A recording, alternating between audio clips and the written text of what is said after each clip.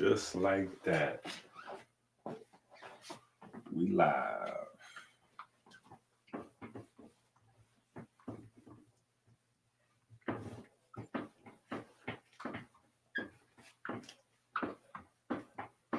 I hope everybody been praying, staying prayed up out in these streets. Hope everybody been staying prayed up.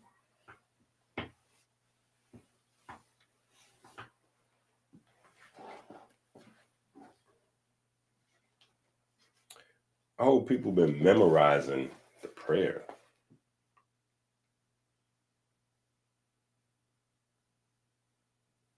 Hotep, Hotep, Hotep. I hope everybody been memorizing the prayer.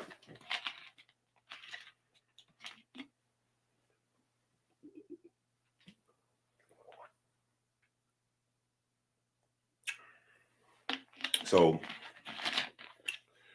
we're going to pivot. We're going to pivot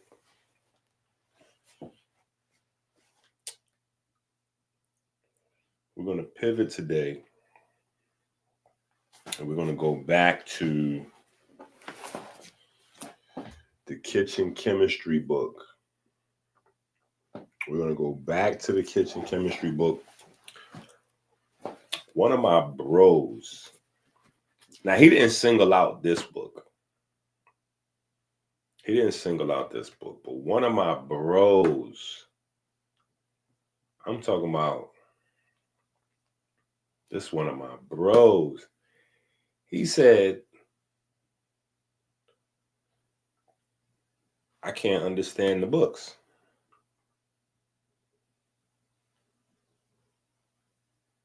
I said, what? What do you mean you can't understand the books? He said, yo, it's hard to understand everything that's in the books. So I was like, okay.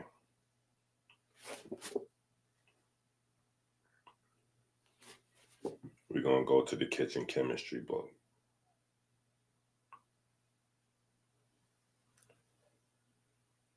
Because I know I'd be flying. And then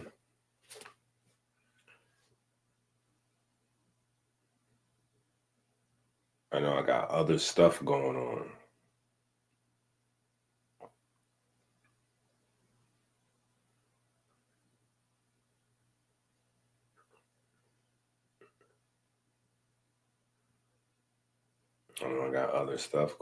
Like I have a dream and wake up and then I'll start writing.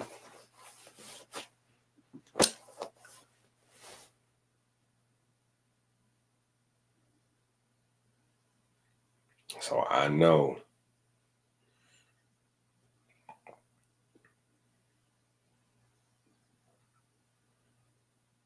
I might be flying a little bit.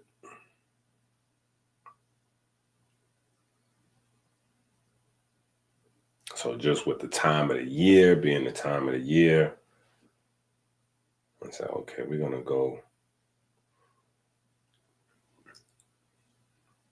We're going to bring it back.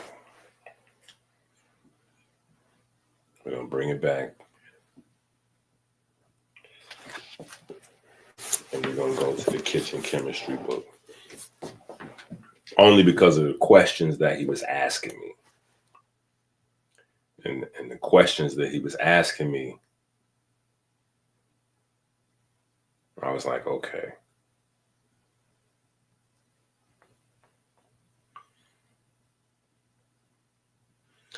Let me take it back to the kitchen chemistry book.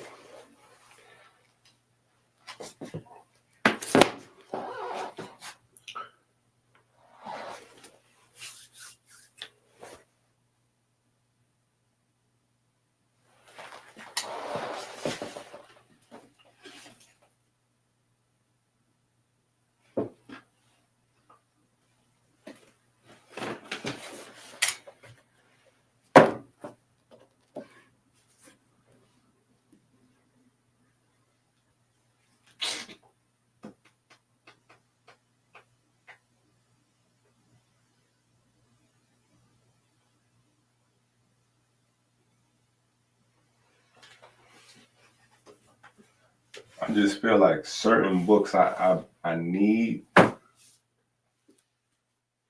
Certain books I need when I have certain conversations, because I know I might jump around.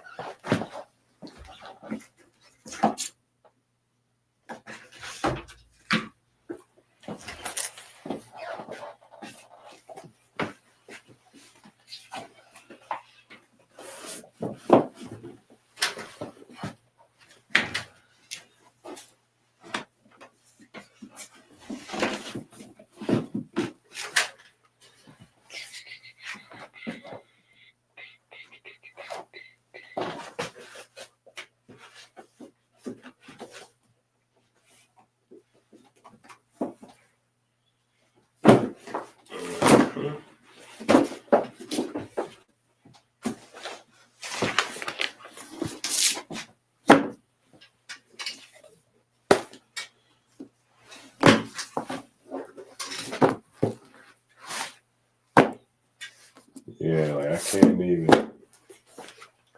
I can't even start to go into this book without having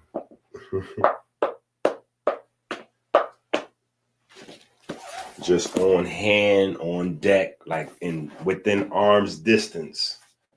I got to be able to grab certain, you know what I'm saying? Even though I don't know where the conversation is going to go, but I know these is like the three. If I go into this, these right here is like the three wise men. Yeah, I might have to have these closely on deck, but I think we might get in this bag a little bit more often.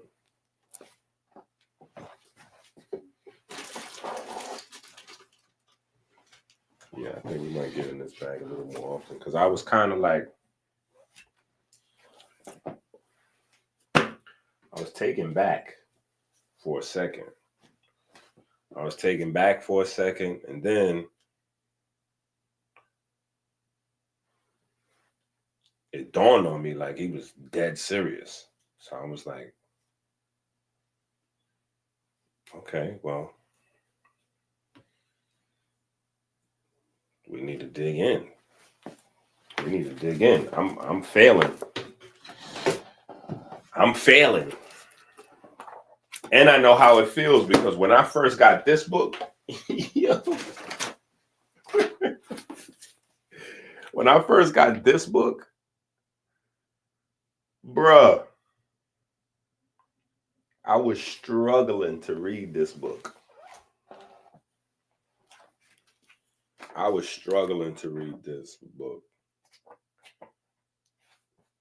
Yeah, this book was a very difficult book for me to read.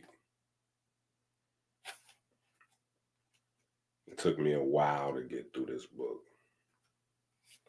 And when I say a while, it took me more than a year to get through this book. But this book was well worth the read. Thomas Seyfried, Cancer and Metabolic Disease. It changed my whole outlook on cellular behavior. So this is definitely one of the classics. I learned a lot from this book.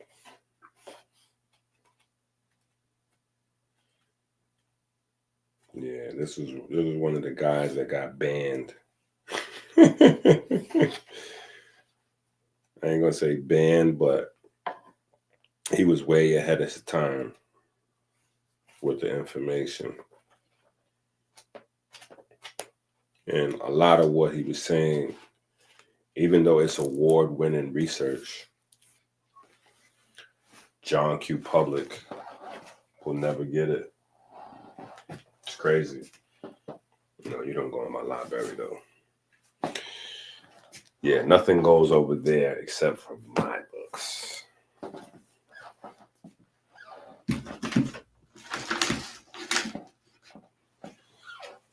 All right. So let's jump into this book and start getting busy with the Get Busy.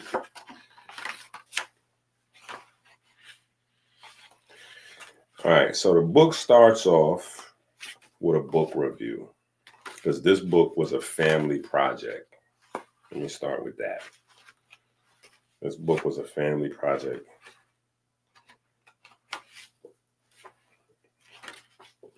And the movie that we reviewed, and I know I talked about this a couple times already, but I know it's probably new people tuning in, right? Hopefully. Hit the like button so we can, if there aren't any new people, we need some, because I need people to hit the Cash App. I need people to hit the Cash App, like button, subscribe button, join the Patreon. We're doing free consultations there. We're pulling questions from there. We're putting up, we're putting on this month, especially with people lowering their cholesterol, and we are doing some amazing stuff right now with that. We're doing some amazing stuff right now with that. So that's another reason why we're in this book. That's another reason why we're in this book. Because I want people to really be able to maximize this window that we're in. Right? But we started off with a movie review because they did the specials on Netflix. It was about twins. Identical twins with different diets, different lifestyles, right? And so it's me and Chase. I call Chase my twin, but then Chloe and Caleb are twins, and Kylie and Aubrey are twins. So we're watching this, literally I got two sets of twins. We're sitting here watching this movie about twins and how different their bodies are. How different their body. Now, my twins are fraternal twins. They're not identical. I don't have identical twins. You know what I'm saying? But these are identical twins, and their bodies are completely different because their lifestyles are different. And it's one thing for me to say it. It's another thing for people to see it. Right? And so, they're having experiments where they're swapping lifestyles, swapping dietary programs, and just doing different things. And so, it's really insightful to see. So we started off with that.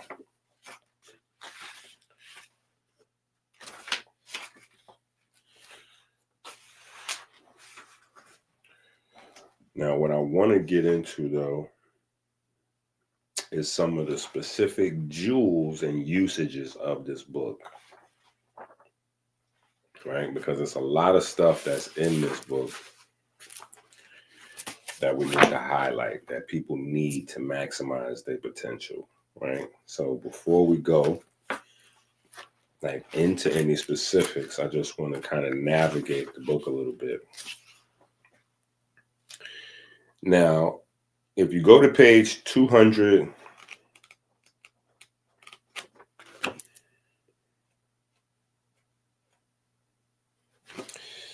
if you go to page 284,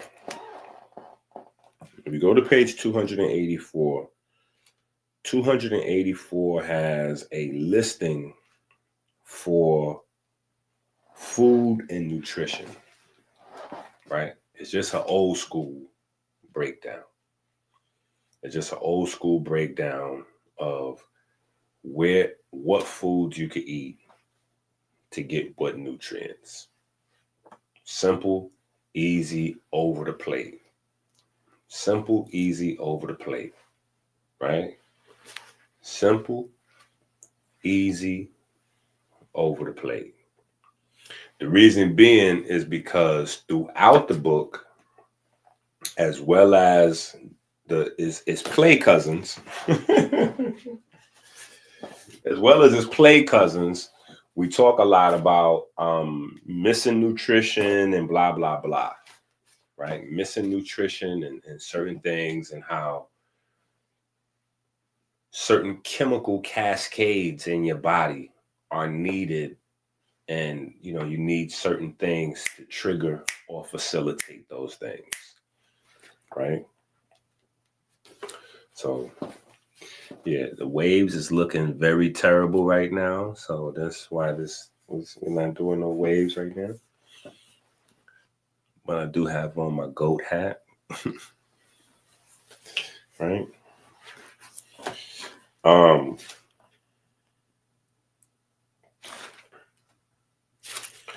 But that's important, I think. And it's not a vegan list because everybody's not vegan. So I do get questions. People ask me, yo, but you got meat back there. Because I got meat back there, that's not saying for you to go eat meat. But you got to realize that I have to meet people where they are, pun intended, right? I'm not saying for you to go eat meat, but I have to meet people where they are, right? So it's important for me to be able to articulate, or for you, if you get the book and you're jumping into coaching mode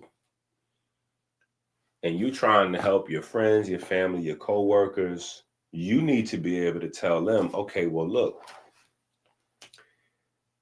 I get it. You're not trying to give up your meat, but let's put that fried chicken down. And maybe if you have this and add some more of this, the turkey might be better for you in terms of copper and selenium. That's why a lot of people go to sleep after they eat turkey, right? Because turkey has the copper, it has the selenium, it's loaded with tryptophan, right? So because it has so much tryptophan in it, people get sleepy, right? So just being able to direct them in that kind of way, right?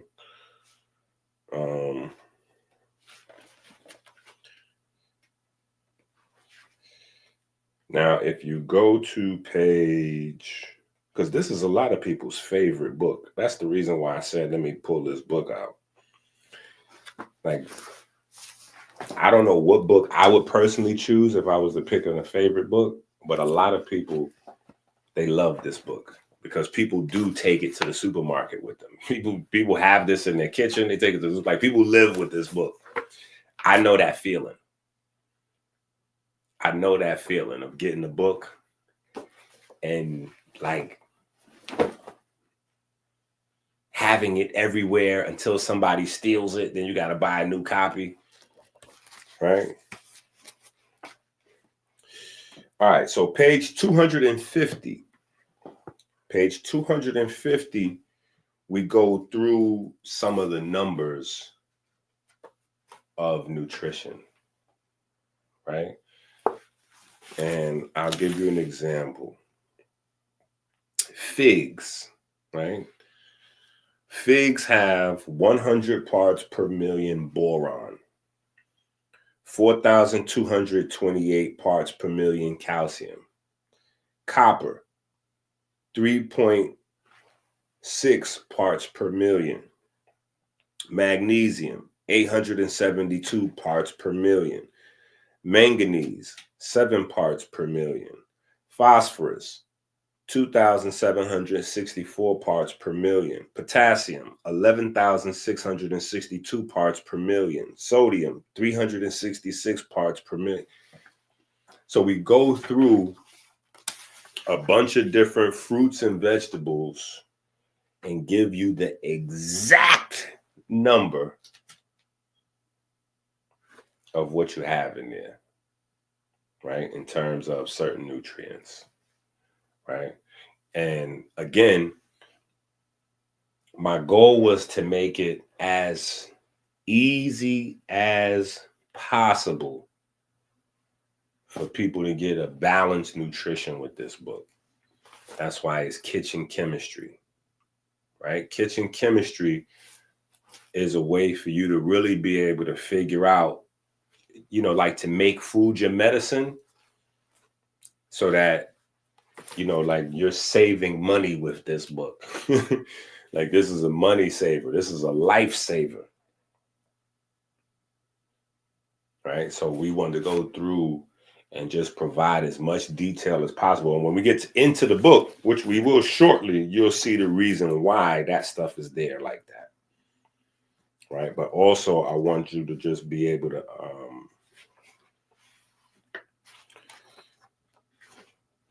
compare different things that you're eating. Right? Compare different things that you're eating.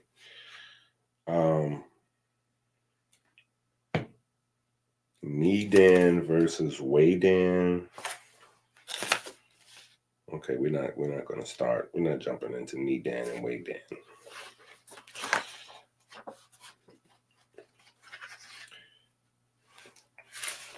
But the book is about food as medicine. Food as medicine, right?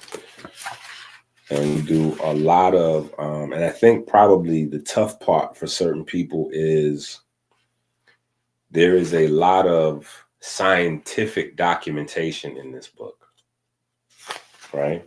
Because of all of the claims in the book, right? Because of all the claims in this book. All right, so let's jump through. Let's jump in. And also, this is another reason why we got to have this conversation is because I want people to understand how everything is tied together. Right? If we're talking about Christ, we're talking about Christ. We're talking about your heart health, right? If we're talking about removing the lesions from your heart, right? We're talking about neurochemistry. It's not just, okay, go get the bitters. You know what I'm saying? It's not just, it's every time you sit down to eat, every time you sit down to have a meal, right? Every time you go to pray, right? Every time you go to pray, right? You got to have this stuff on your heart. You got to have this stuff on your mind. Every time you go to the supermarket, you have to build your conscience. You got to build your conscience.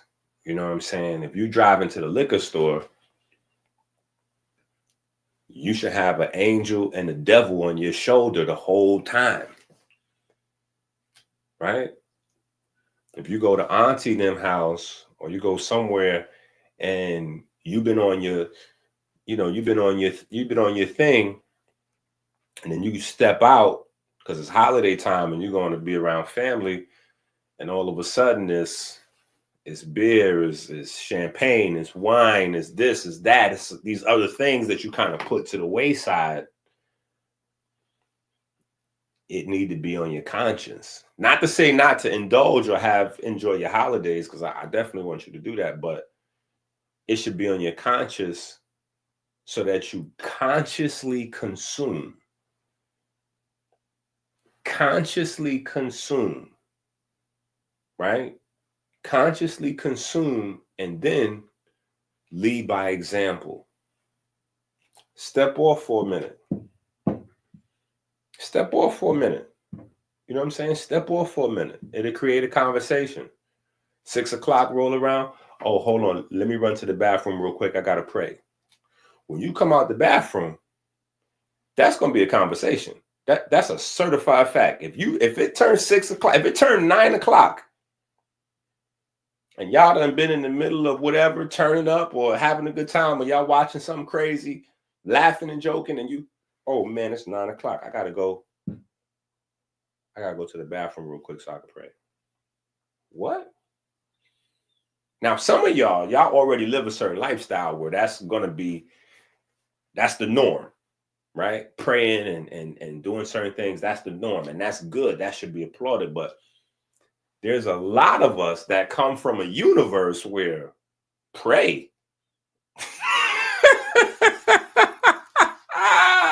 Yo, when you say you gotta take a break for a minute to go pray, and you gotta go to the bathroom and do it, like, hold up, what, you gotta go pray in private? What you doing? That's gonna be a conversation, right? And so if you have this book with you, if you have the pocketbook, where's the pocketbook? The pocketbook is somewhere in somebody's pockets. If you have that pocketbook with you, which you should, somebody done pocketed my pocketbook. That's crazy. Somebody done pocketed my pocketbook. My pocketbook is in someone's pocket right now. And it's not mine. Oh, here it go right here. Here it go right here. But ladies, you should have this, right? You step off to go pray for a second, or you go into a bedroom. You ain't got to go into a bathroom and pray, but you can go into another room. You know what I'm saying? Because the house could be loud, TV, music, and whatever the case may be. You just want to step off so you can hear your own voice. You go in the room real quick. You go, whoop, 3 minutes. You come back out. Oh, you praying now? That's. Oh, you praying now? Oh yeah. We praying now. Right. So and then you have conversation, right? You open up a door to conversate, right? All right. Page 5. Okay, yeah, page 5.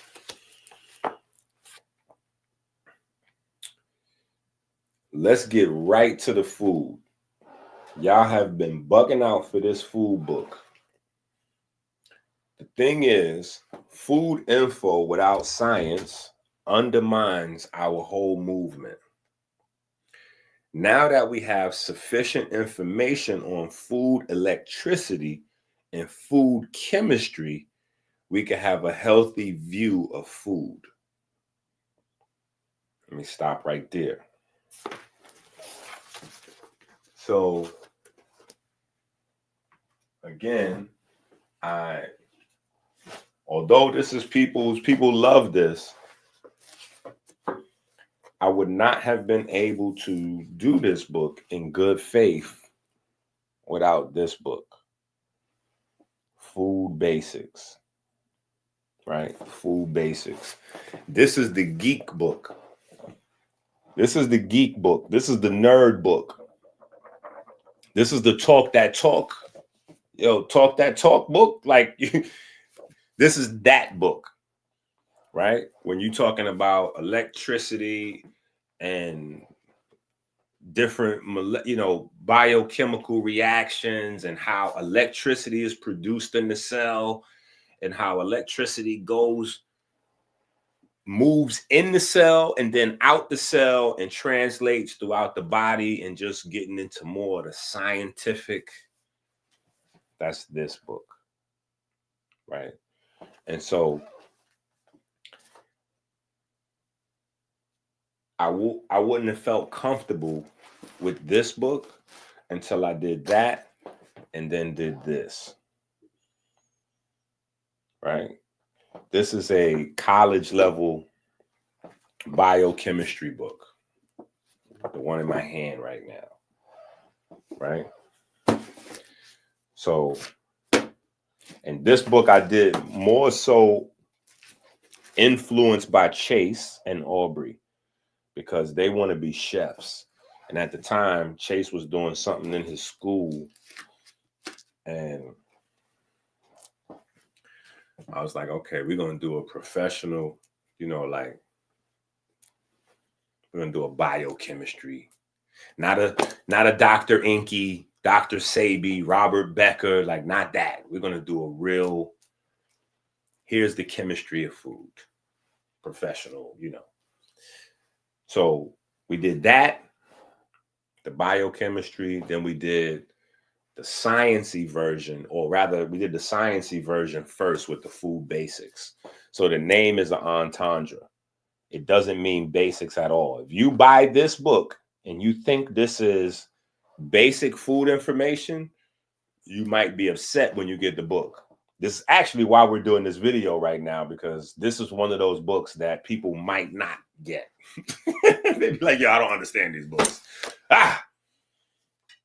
Yeah, because this is not food basics, right? It's an entendre, right? In science, you have acid, and then you have alkaline or base, right? An alkaline or base is something that increases electricity or donates electrons. So the title of this book, as Food Basics, is really speaking towards your anatomical structure being acid based, right? You're built out of proteins, amino acids. So the things you consume need to complement that and be basic or alkaline forming or something that donates electrons, right? So again, this is that conversation. Right? So boom, once I got those out of the way though, I'm like, okay, now we can just strictly talk food, like in a, but now we could talk food. All right. So now that we have sufficient information on food, electricity, and food chemistry, we can have a healthy view of food. It's like thinking you need to dry fast or water fast for 3 to 5 days to kick in autophagy, when 60 minutes of exercise with 13 hours of fasting being able to do the trick. Every pound of weight we put on is 5 miles of blood vessels. I don't know how long it's going to take me to get through this book, but we're going to try to go in, right? We're going to try to go in. I'm going to take a short break at 3 so I can get my prey on. We going in. So don't get crazy. Don't get nervous. Or don't get frustrated as I go through the book kind of slowly, because remember, I want to get, if you don't have the book, I want you to get the book. But for the people that have some of the books, right? Like I got some people that are religiously getting the books and studying the books. But then, like I said, one of my guys, he hit me and was like, yo, I can't understand. So certain little jewels we have to take our time with and unpack so that we can understand. We got to build understanding, right? That's my King Erna voice. Understanding. Right? And that right there, actually, I need a highlighter as I'm going through this book. My name is Minister EnQi. I am the naturopathic doctor and the spokesman for the Melanin Verse Diabetes Ministry. Every time you go to the supermarket without the electrician grocery shopping list, it's like putting a loaded gun to your head. Stop playing Russian roulette with your life. Help us make America great again. Learn how to save time. Learn how to save money with the electrician grocery shopping list on Amazon now. Go to Amazon now. The life you save may be your own.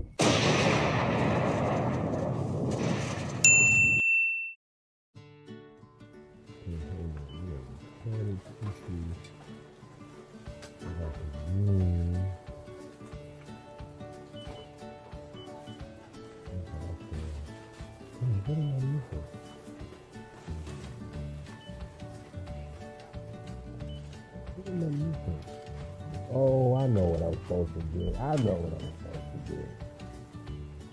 Good. Damn. Good thing I have my grocery shopping list. Don't leave home without it.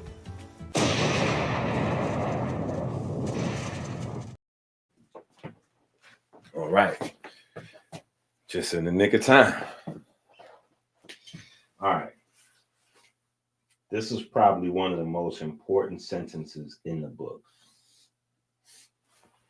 Right? And for your heart health. Right? One of the most important sentences in the book and one of the most important sentences for your heart health. Right? Every pound of weight that we put on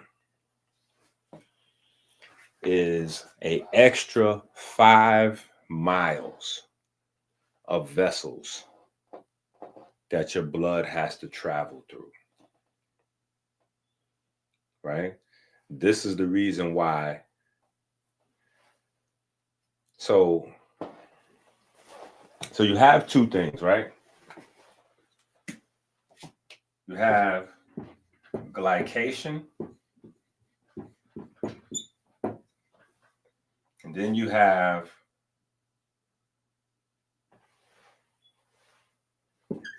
cholesterol.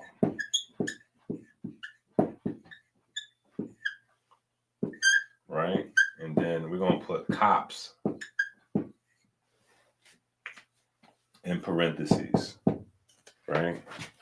We're going to put COPS in parentheses because we probably, like, a lot of what we're saying is going to be relevant to people that are interested in kidney health and kidney information, right? But that's what this means on the cover of this book. That's why there's a COP there, right? And then over here, you see, right here, you see the word COPS, right? That's not actually talking about police, just, artistic license on the cover of the book. It's talking about cholesterol oxidative products. Cholesterol oxidative products, right? So you have your cholesterol, which your body's producing, your cells are producing, your liver's producing, like you got your own cholesterol. Then you have the cholesterol of the food you eat, right? So if you're eating animal products, dairy products, and this is the season for that, right? This is the season for that. Whether you're eating meat or whatever the case may be, or you just having some pies and some cakes and this cholesterol season, right? Or just because it's cold outside, people are eating heavier meals, right? So you have your cholesterol, the cholesterol from your food, and then you have this other thing that nobody's discussing. Cholesterol oxidative products, right? We don't think about this. And I got to say, a part of the way that I think, a part of the way I process information is due largely, well, my father groomed me from a baby for this. Like my father was grooming me for this since I was a baby. But much later, obviously, in my life, I met Brother Kaba, Booker T. Coleman. And I didn't meet him in a teaching capacity. I didn't know he was a teacher. I was selling cell phones and Verizon Wireless at Bay Plaza, Co-op City in New York. His son walks in the store, and we start talking about expensive phones. And he like, hurry up, let's get through the phone information. Because when his dad come in, his dad is kind of weird. And he tried to brace me for that conversation. And because me and him was like identifying on the level. And then when his dad came in, his dad had feathers on, and he was in his comedic vibe. You know what I'm saying? But we in the street. So you in the street, you don't necessarily know how people are going to accept that, right? But me being me, I was able to switch code immediately. Plus, I was on frequency. So when he came in, me and him start having an even deeper conversation. Anyway, he suggests me some books. One of the books is called Animals and Digestive System. The acronym is AIDS, AIDS, AIDS, Animals and Digestive System. He suggests me a couple other books, which was cool too, but that book really stood out. I read all of the books, but that book really stood out to me. And the basic concept of the book, without making the story too long, is when you eat animals, right,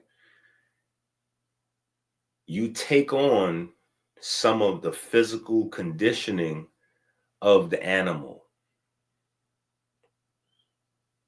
right? So up until that point, I hadn't really thought like that. Up until that point, I hadn't really thought like that. Like I was already on frequency. I was already on the vegan, like I was already on fish and spaghetti. Not really fish and spaghetti, but you know the song. Anyway, I had already had my situation where my heart stopped and whoop whoop. So Amber hadn't went through her situation yet, but I had already went through mine's, moved to Atlanta, lived in Atlanta for a while, moved back. So I'm already raw food, vegan, alcohol. Like I'm already.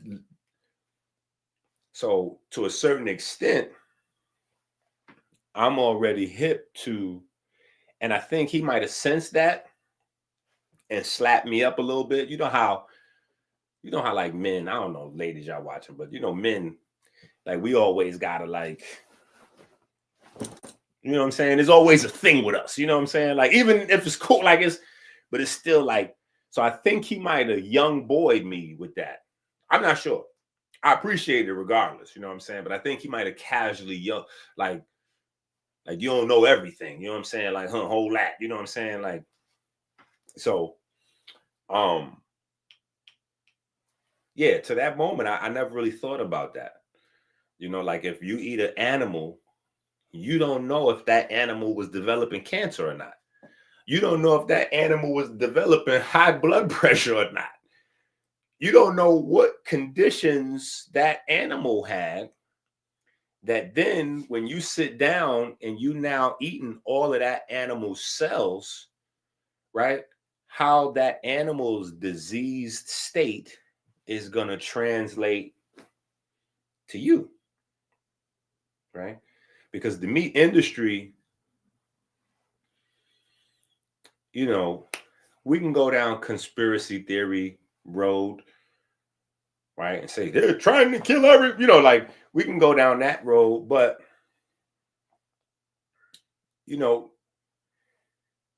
there's good sides and bad sides to capitalism, right?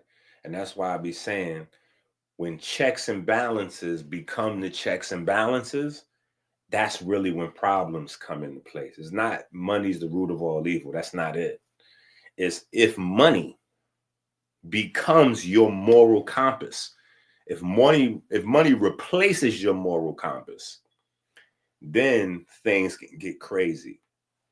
And the corporate structure sometimes is set up where that's just what happens.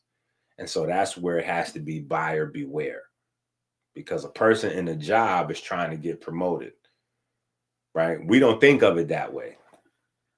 We don't think of it from the perspective of a young kid, excited, goes to college, wants to be a pharmacist, gets his big break at a job, and now, he's in a corporation, big pharma somewhere. His job is to get promoted.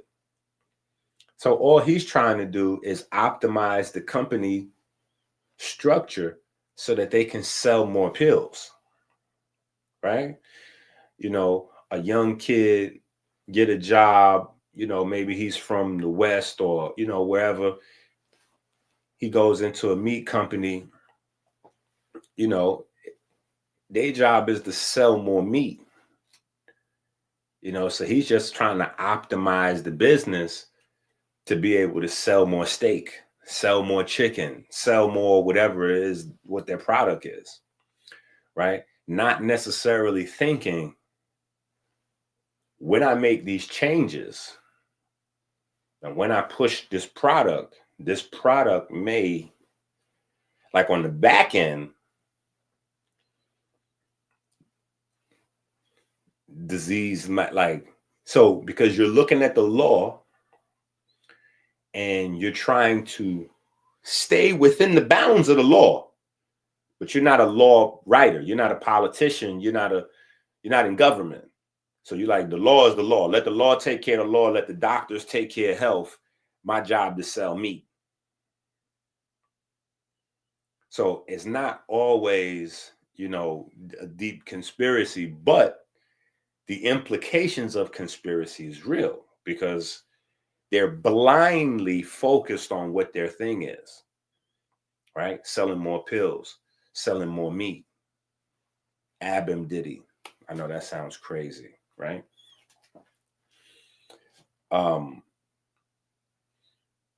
So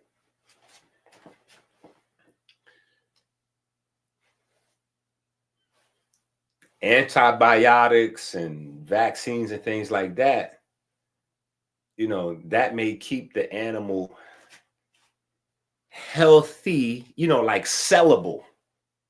Let's not say healthy. That's where things get confusing, right? The animals may be sellable, but sellable and healthy is is definitely two completely different things, right?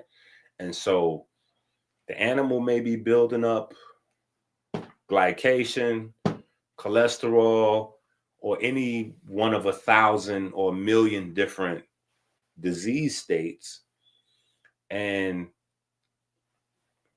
there's not research isn't being done on the effect of sick birds, like when you eat sick chickens, how that illness translates to you, right? All they're concerned with is if you cook it at a certain temperature,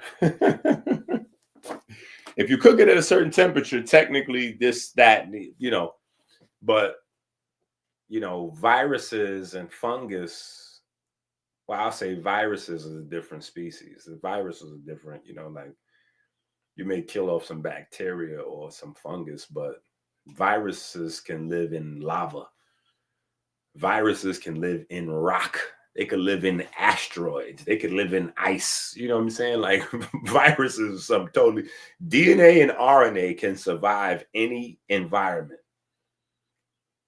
So, there's that, right? So anyway, cholesterol oxidative products, right? So you have cholesterol and then you have oxidized cholesterol from the meat hanging around, right? So, you got chemical stuff to worry about. And I know it's all kinds of other stuff that we just throw under the word toxins, or we say toxic, or we say acid. But specifically, when looking at cholesterol, we had to start breaking stuff down into detail, right? At least from my perspective, trying to get people healthier, right? We're trying to get people's hearts. We trying to do Christ-like work out here in these streets, right? So, is this the one I was using? I think this is the one I was using. I had to hold on to these markers so I lose them. So a lot of people are suffering from cholesterol issues, not because of their personal cholesterol, but because of the cholesterol they're consuming. And then if you're like me and you need some money, hint, hint, wink, wink, there's the Cash App, right? But if you live in hand to mouth or check to check, which is 90% of the people in the world, right? You're price conscious. So if you do go get some chicken or some steak or whatever, you're not going to the butcher. You're not getting a cow that was just killed yesterday or the day before. That cow has been killed weeks, maybe months ago. Them chickens may have been killed weeks or months ago, right? So the aging process of these things has an impact on you. which is another reason why having dairy debates with people is not realistic, right? Having a dairy debate with somebody is not realistic because they're having a hypothetical debate, meaning they're going to be telling you the best case scenarios of everything, and we don't live in the best case scenario world. If we lived in a best case scenario world, meaning we lived in a situation where, you know, everybody's a billionaire and we got a farm next door. So if you're a person eating meat, you're eating freshly killed meats. You don't have an aging food thing going on. So now you can load up on dairy and have it not impact you so much. But if you're already eating, what do they call them things? I don't even know what they call them all. Processed meats, like sandwich, like if you're eating sandwiches, pastrami's and hams and turkeys, and you're already having so much age stuff. It's going to age your body faster, right? It's going to age your body faster. And then when you get into the dairy stuff, because a lot of the cheeses, you know, cheeses are aged, right? So you're consuming all this stuff without any vitality, right? It just accumulates. It accumulates, right? All right. So anyway, glycation, cholesterol. Let me get off that because that wasn't even the subject. We kind of got lost. But that's why I said this probably be a long conversation, right? Fat. We got so much stuff going on. Fat took a back seat. Fat took a back seat, right? So hopefully you saying your prayers, right? Hopefully you saying your prayers, right? We want to give praise and thanks to the Most High for the divine spark that set ourselves into perpetual motion. We want to give thanks for the ability. No, we want to give thanks for the magnetism of the most holy, the magnetism that repels and attracts our cells 60,000 miles every 60 seconds. Right? 60,000 miles every 60 seconds. It's a reason that's a part of the prayer. People do not understand what's going on inside their body. 60,000 miles every 60 seconds. You need to be conscious of that. 60,000 miles. The magnetism of your heart has to move your cells 60,000 miles a minute. A minute. Just understand, we don't have the technology on this planet to create vehicles that go that fast.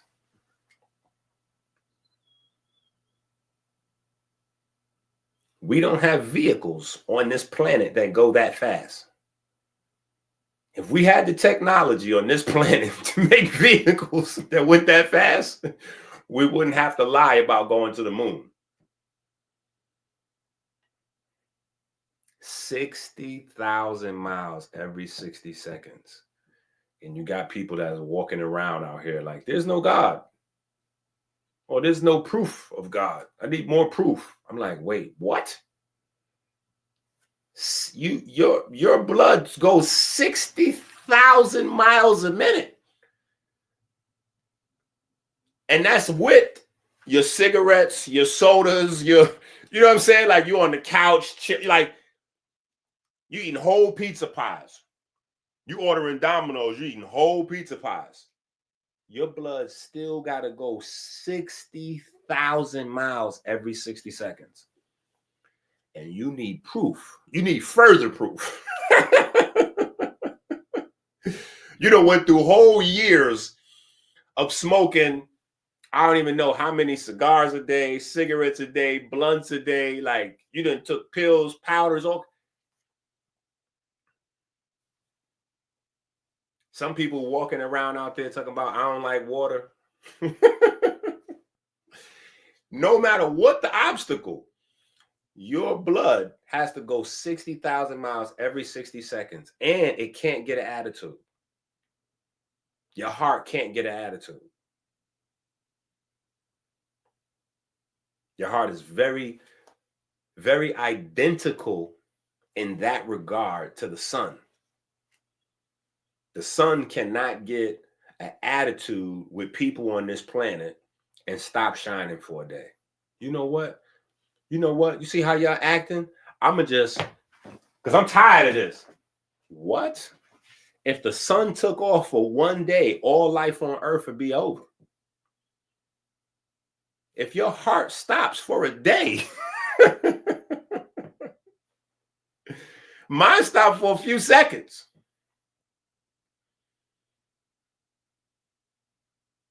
And it was pandemonium. It was pandemonium. I had never seen the mother of my children like that before. I didn't really know that she even cared. Like, that was the only time. She's a hard lady. You know what I'm saying? She's a hard lady. She's not a good mommy, but, you know, she's a hard lady. You know what I'm saying? And that's just, over time, I've come to accept it's just a product of where we were from. You know what I'm saying? Because I didn't know I would turn out like this. You know what I'm saying? So just surviving the conditions, you know, you never know how, but that was the only time I seen her crack.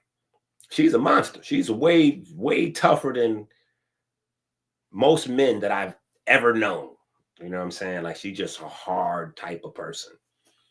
But that's the only time I seen her really crack. Totally broke down. She was done.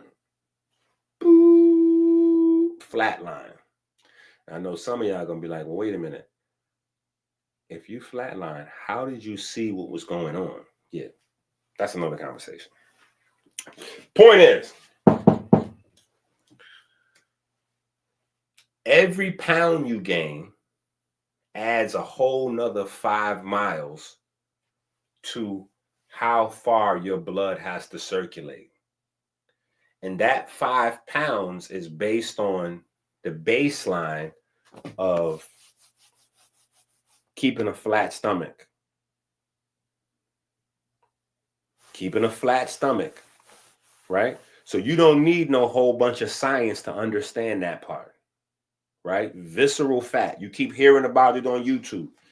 That goofy guy that running the paid campaign, he's the health version of Billy Carson, the guy that keeps saying you got to know your body type, endomorph, ectomorph, mesomorph.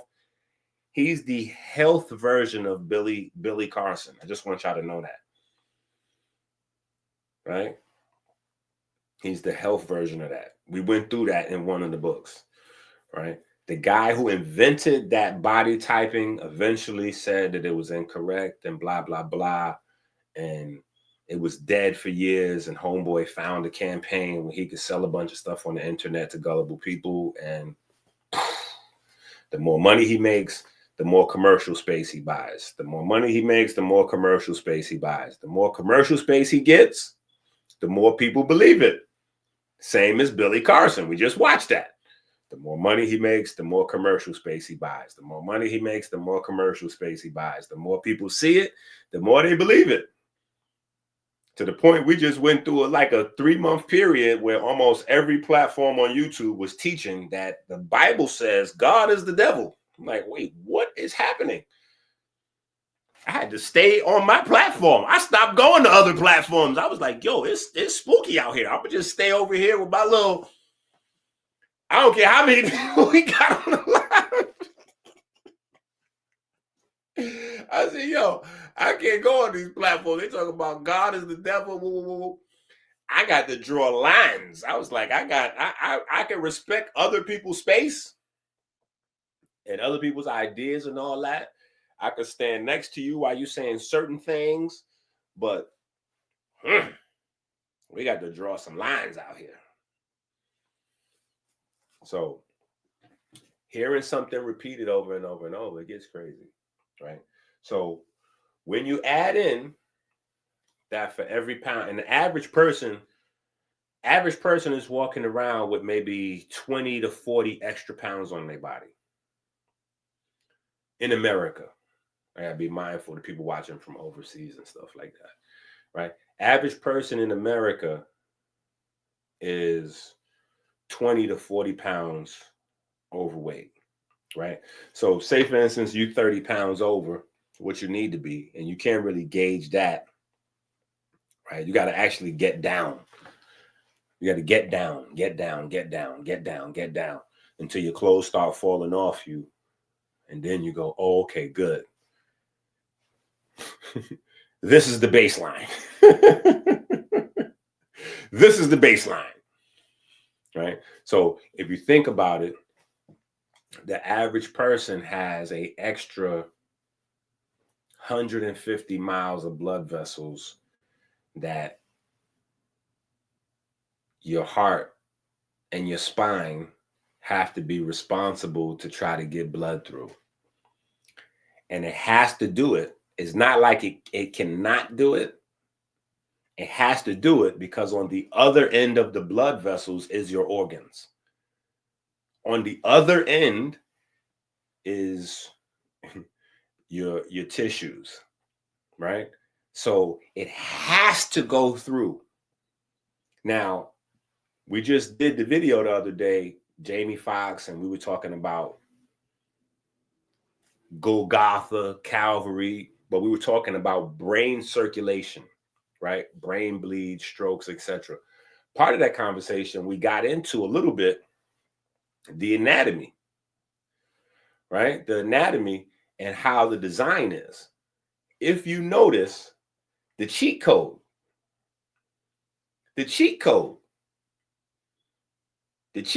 is from the heart, right? When the blood leaves the left ventricle, a large portion immediately goes into the carotid arteries. Immediately. It doesn't go circulating all throughout no, it goes, right? Why? Because it's that important. And we are sinners, right? So we're expected to eat who knows how much ice cream we done had in our life, right? Who knows how much ice cream we done had in our life? I had a lot of ice cream. I'm gonna tell you that right now. I'm still subject to that. Don't judge me. Don't judge me. I like ice cream, right? So ice cream can get dangerous. You know what I'm saying? Ice cream can get dangerous. I'm still liable to have a little maybe, you know what I'm saying, under the right conditions. If there's not a vegan option, you know, it could get crazy. That's all I'm saying. It could get crazy. I'm not saying that it does or does often. I'm just saying some of us have issues, right? Some of us have issues. I'm working on me. You working on you. Don't judge me. Okay, that's all I'm saying, right? Don't judge me. I'm just saying.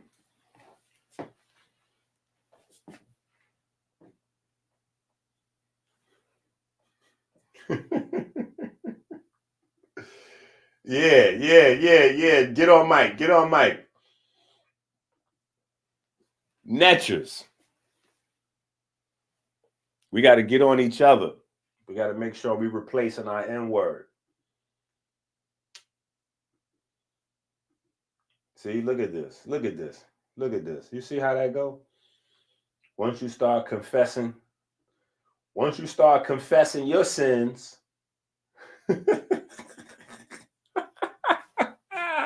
it get crazy. See? But that's what I'm saying. If you add in all what you done put in your body, and that's really what's sinning, you know, there's sins against the flesh, right? If we say sins against the flesh, it sounds real, like churchy and biblical and woo, but that's really what it is. You know what I'm saying? Like we add in, oh my God. I can't even, we got to totally ignore and block out what we did to ourselves as children, right? Because as children, we ain't know no better. Halloweens, I'm talking about coming back with big, stupid bags of candy. What? Not even, there's no D. Listen, that's where I'm from. I'm from a place where there's not even a D in the word candy, just candy. It's big bags of candy. Like that. That's how much candy I got. Yeah, we about to eat this tonight. We're going to sleep, stomach hurt. We're going to wake up tomorrow. We're going to do it again. We're going crazy. Right? So and that's the thing, when you grow up without any sort of guidance or supervision, you just, especially, it's even worse if your parents don't know no better. If you got guidance and your parents don't know no better, oh, it's double. It's worse. If you grow up by yourself with no guidance, so we got to totally overlook what we might have done to ourselves the first 10, 15 years, you know what I'm saying, in terms of just pure madness with now-a-laters and lemon heads and Mike and Ikes and, oh my goodness, right? Whoppers and candy bars and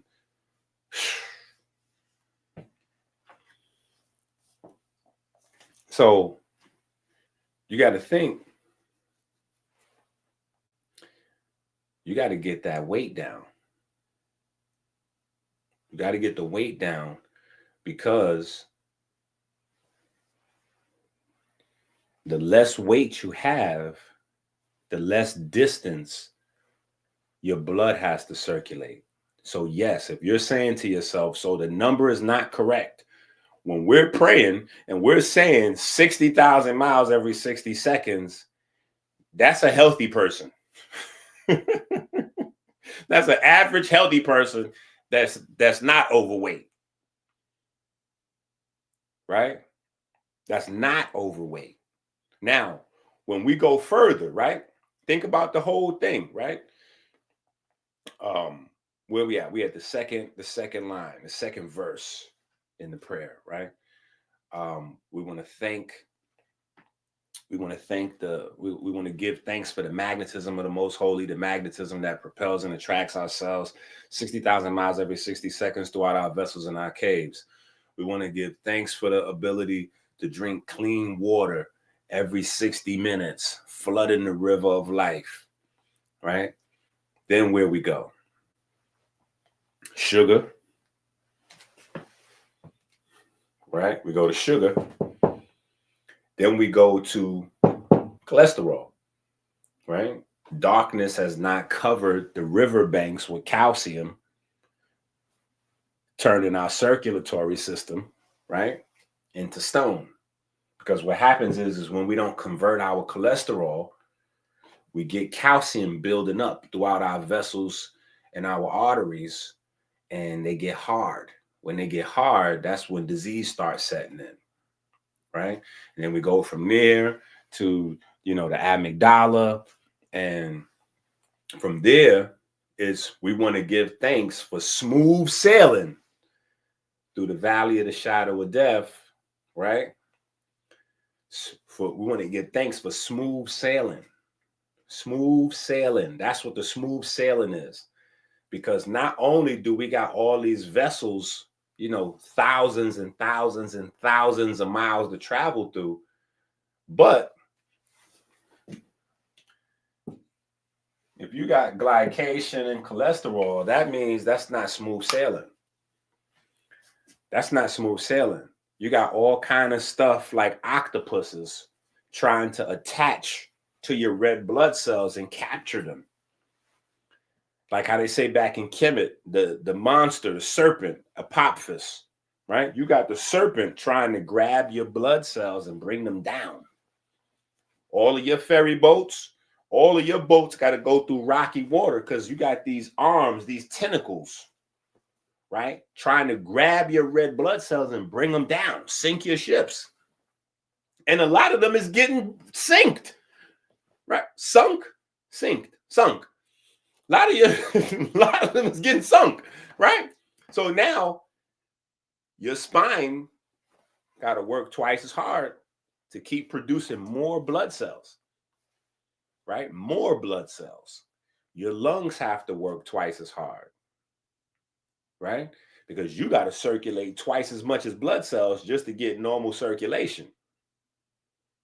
Your pulmonary membrane is getting swollen because it's getting overworked. There's too much viscosity. Stuff is scraping along the side of it, right? So smooth sailing is the absence of all that, right? And drinking water all the time helps the process, right? But that's what this is about, right? Not only for every pound overweight we are. Imagine if you were 100 pounds overweight. Oh my God. Oh my God. I was watching this sister on the internet, and she was talking about dirty church secrets. And I'm watching her sitting there behind her desk, and she talking about the church. And it's just probably me. So I ain't gonna say her name or nothing like that, but because I like her content. One day I would like to, bring her on my show, go on her show, whatever. She got a nice audience, right? But I'm just looking at the size of her hands. And I'm like, yo, her hands are like 5 times the size of mine. Oh.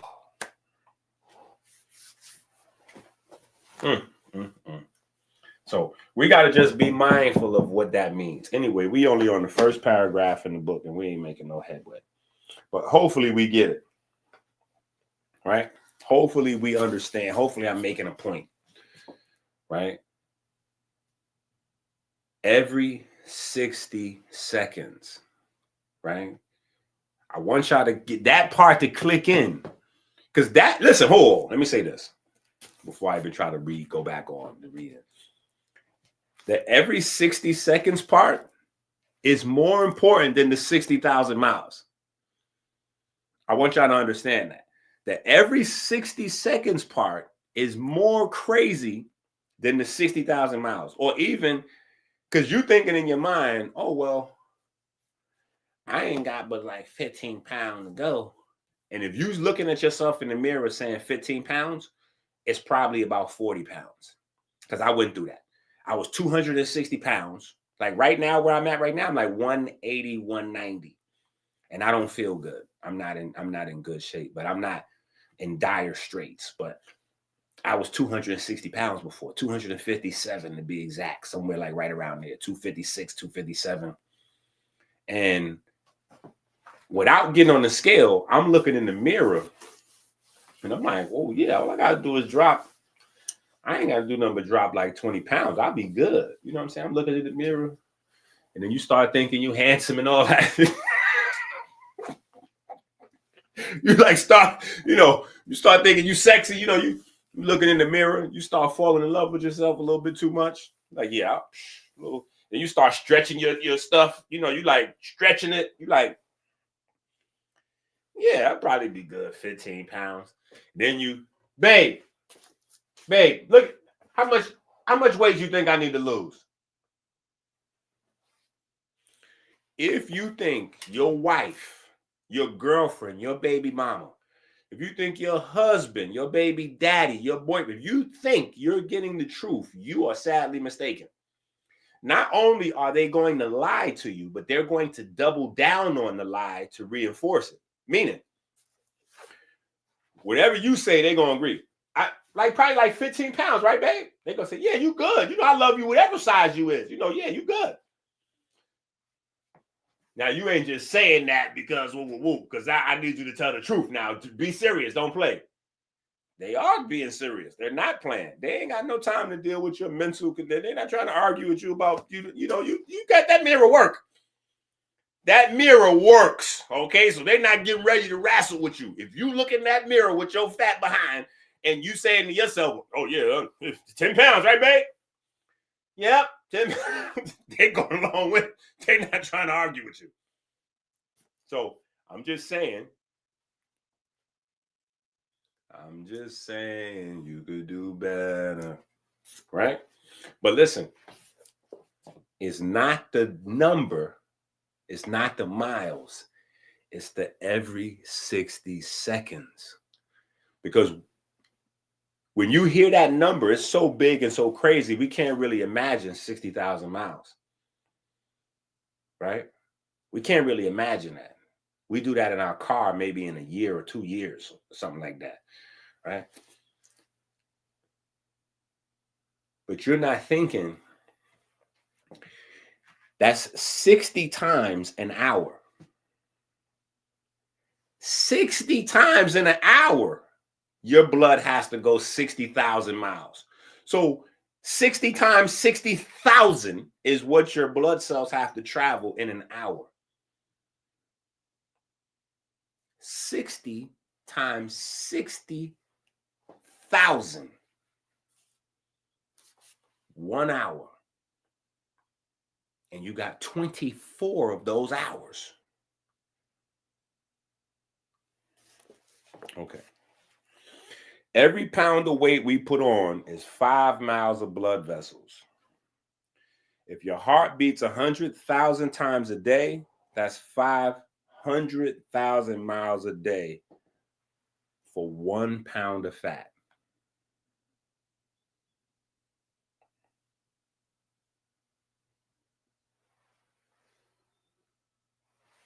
£1 pound. Right?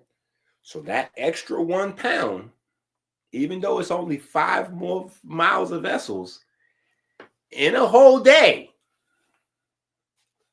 that 1 pound is going to amount to 500,000 extra miles of circulation. 500,000. So now, if you 20 pounds out,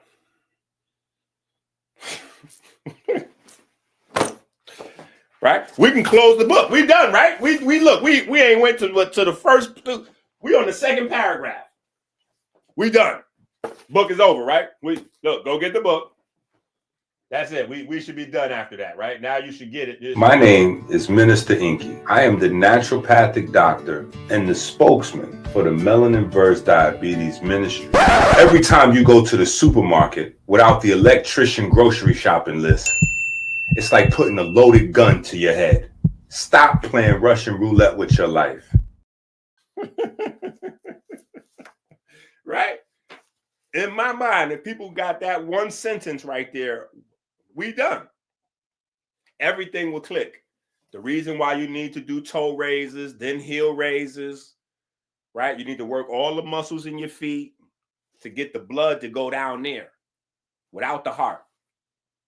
When you work out the muscles in your feet, you making the muscles do all the pumping.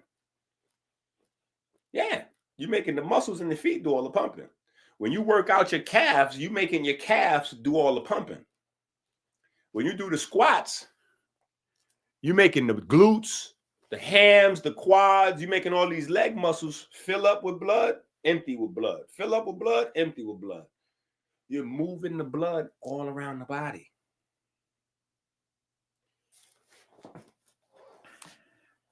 All right.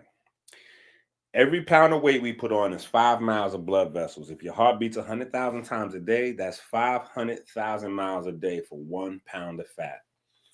From Dr. Kopecky.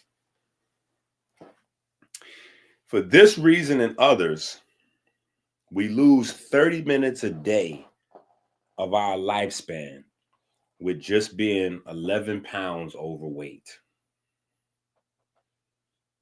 We lose 30 minutes every single day that we're just 11 pounds overweight. Period. No matter what you're doing. No matter what you're doing. If you're overweight, every day you're losing time off the back end of your life. Period.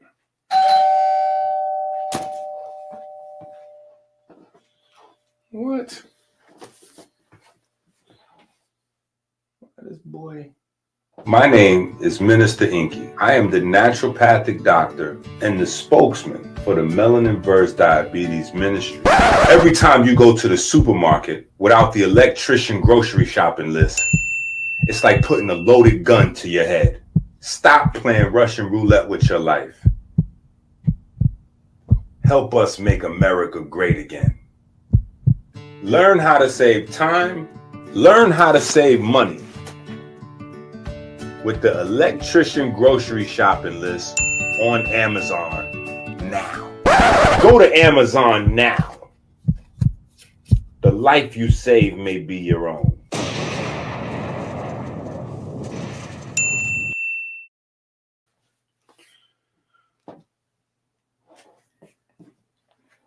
All right, so for this reason and others, we lose 30 minutes a day off our lifespan at just 11 pounds overweight, right?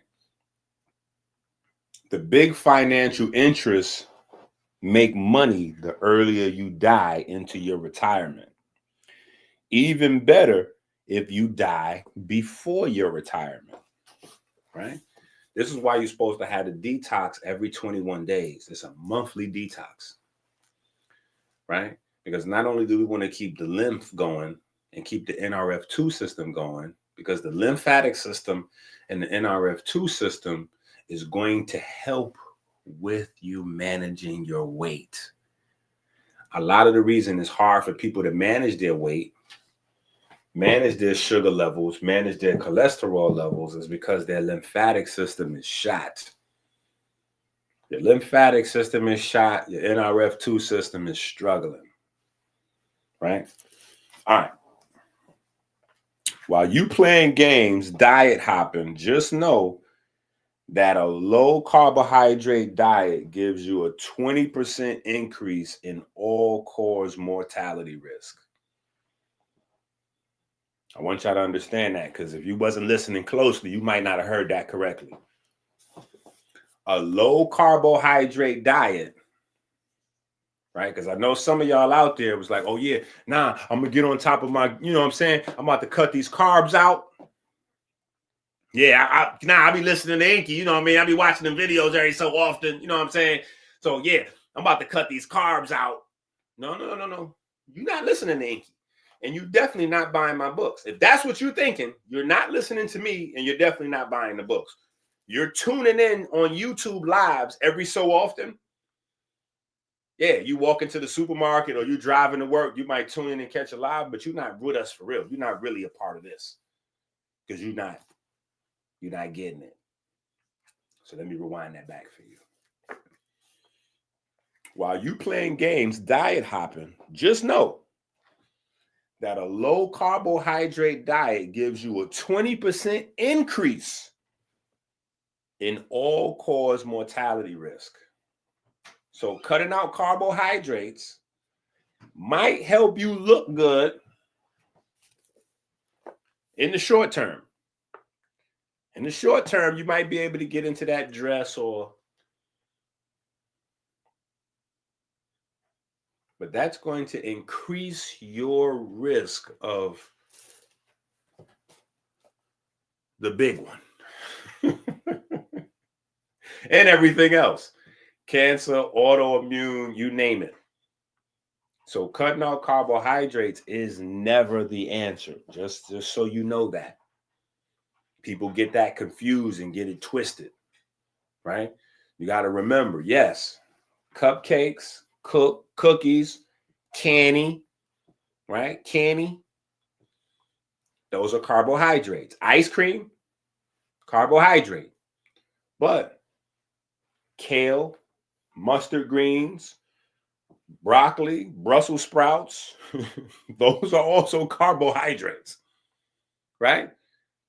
Onions, lettuce, tomatoes, right? Lions, tigers, bears, oh my. All of the good stuff. Grapes, cherries, oranges, watermelons, all of that stuff is carbohydrates. So when you cut out carbohydrates, I'm going to go on all protein. I'm going high protein. Tranquilo, papi. Pa que sepa, right? We need you to proceed with caution, champ. We gotta get you to slow it down. That's not. Rome wasn't built in a day, right? Neither was Kemet. Maybe we should switch it up. I gotta write that down. Kemet wasn't built in a day. We need to start saying Kemet wasn't built in a day, right? Pyramids wasn't built in a day.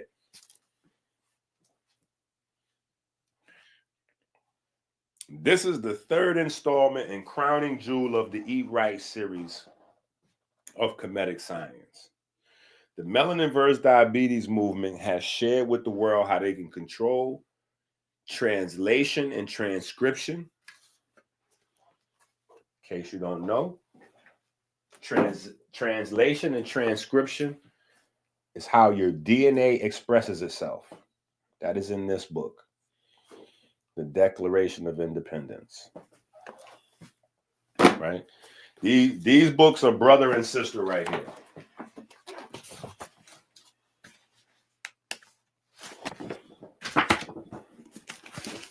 Declaration of Independence, Constitution. Declaration of Independence, Constitution. Right? Remember, I'm from the Bronx, right? It's an entendre. Constitution, yes, we know Constitution is the law, but also Constitution, right? Your physical constitution, right? Your physical constitution. And in order to have a good physical constitution, you need to follow. Yeah. So there's that, right? All right.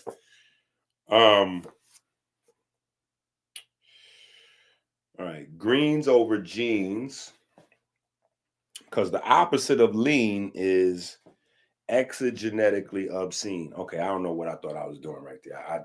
I just threw a random, I don't know what I was doing right there. Greens over genes, because the opposite of lean is exogenetically obscene. We are going to discuss how melanin and food pigments kill cancer while keeping you healthy. Melanocytes are like the black kid growing up in the suburbs, the only black kid in the whole class. Keep that in mind. When white blood cells of any sort are activated to fight disease, the work of melanocytes, or they work with melanocytes as their leader. Think Dave Chappelle leading the KKK.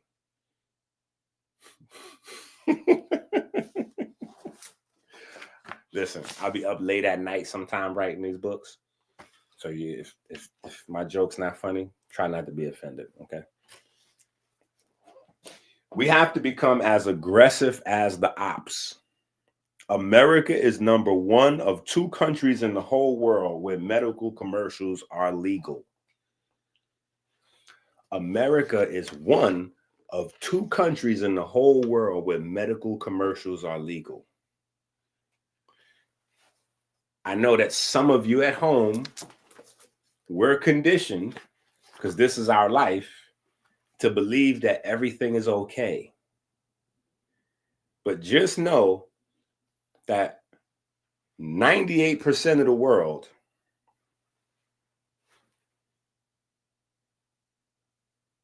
it is illegal for a pharmaceutical company to advertise drugs to you.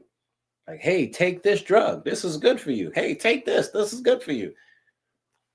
Only 2 countries in the whole world allow drug companies to run commercials to everybody. Like anybody's watching TV. 5-year-old, 10 years old, 20 years old. They watching YouTube. You got 2 men holding hands, kissing. If you and your partner have HIV, just know that if you take Zilzinazil, like, what is happening right now? Like, you're like, hey, give me that remote. Yeah, you can't stop it. This is a wild place we live in, right? So, self-education. Another reason why the books are important.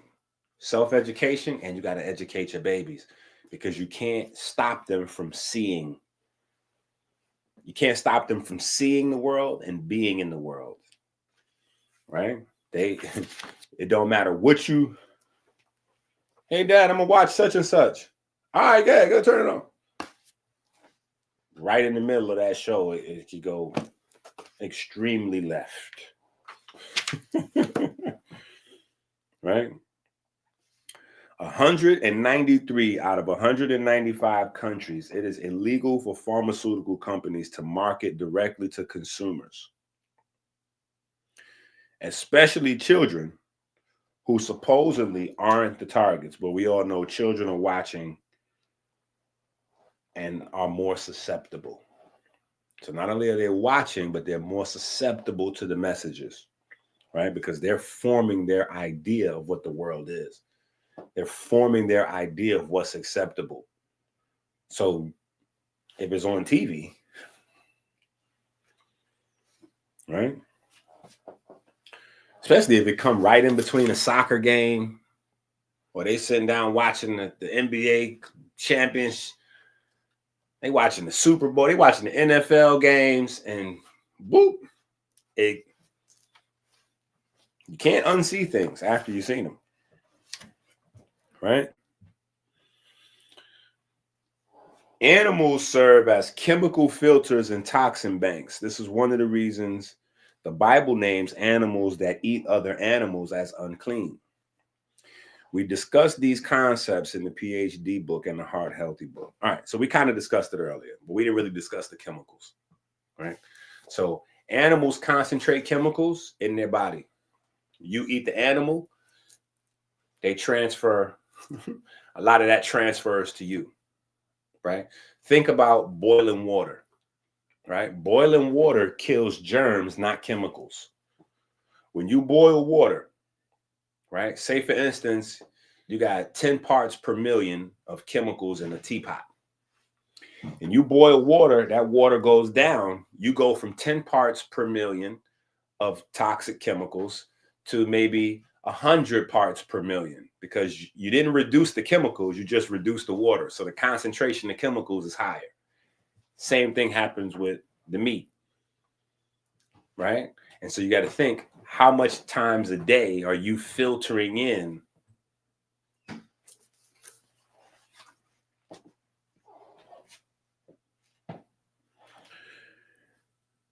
Just know plants and animals have toxins. However, 25 pounds of plant toxins may be concentrated in each pound of meat, right? Especially beef. So for the smart people out there, because you got smart people that's going to come right back at you. They're going to fire right back at you. Soon as you fire at them and you go, whoa, yeah, but you know the meat got the toxins and woo, woo, woo. They're going to be like, yeah, but so what? So do the plants. So you trying to say plants ain't got no toxins in it? Like, hold on. Just saying. It's totally different. The meat concentrates the toxins. So the plants got this much, the meat got this much. Same amount of food, though. You have a plate of salad, plate of meat. Plate of salad got this much toxins. Plate of meat got this much toxins. Just saying. And you might be saying, well, I have the plants and the meat on the plate at the same time. So you got this much toxins added to this much.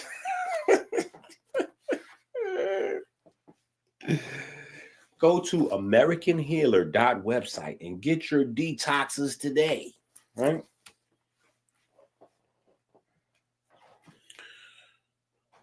We have the facts and data to prove that up to 90% of heart attacks could be avoided by following the program in the Gold Book. This book adds a zillion times more effectiveness to the Gold Book protocols.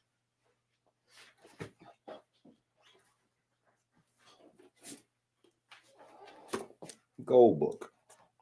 Gold Book has nothing on the cover except a small oblong square up in the corner, right? I was on my King's Chamber. I was on my King's Chamber thing. Yeah, the King's Chamber. You're in the King's Chamber. It's just an oblong square in there. That's it. It's empty.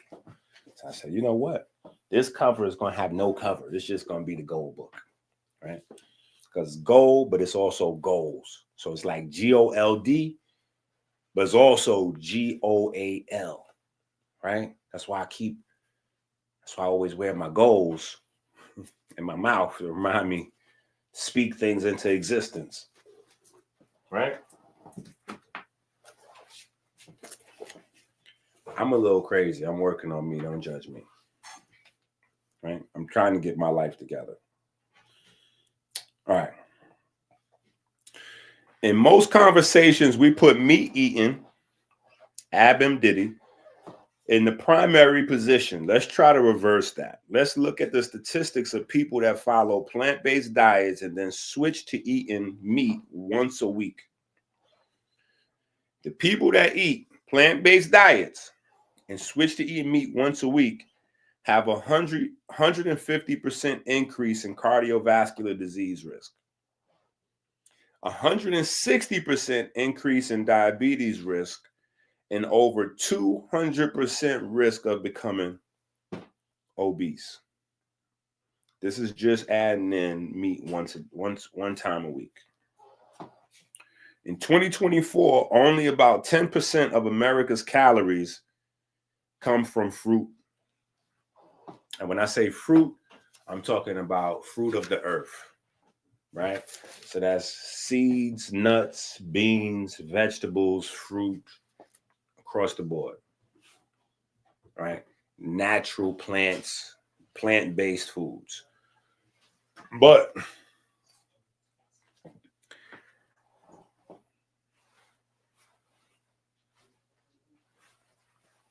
y'all know how we get down, right? So y'all know we trying to avoid saying plant-based as much as possible because netchers be running around out here, right? Netchers running around out here thinking they plant-based because they having fake plants-based, plant-based chicken, plant-based burgers, plant-based steak, plant-based cheese, plant-based. And I'm like, okay. I love all that stuff. Don't get it twisted. We'll do some macaroni and cheese. Like we listen. My heart goes out to you. I know I done had everything. Satan, wheat.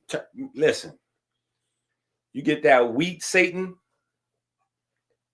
red flag already. It's called Satan. You know what I'm saying? Like it's literally, that's the name of wheat. Meat made out of wheat is called Satan. Crazy, right? But it tastes delicious. Oh my goodness. That makes the best Philly cheesesteaks. I'm just saying. Yeah, I'm just saying. So if you're in the mood to just have you a greasy Philly cheesesteak, that's Satan with some of that fake cheese. I'm just saying. You put the real onions in there, you know what I'm saying? You think it in your mind, you balancing it out. No, I'm gonna add me some onions. It's a Philly cheesesteak. It's not as bad as going to get an actual Philly cheesesteak, but so it's definitely better than going to get an actual Philly cheesesteak, right? But you have to know that's not the same as having, like a bowl of soup. That's not the same as a bowl of soup by any stretch of the imagination. That's not the same as having some beans and some rice or some beans and some quinoa and some salad or some greens. That's not the same as that.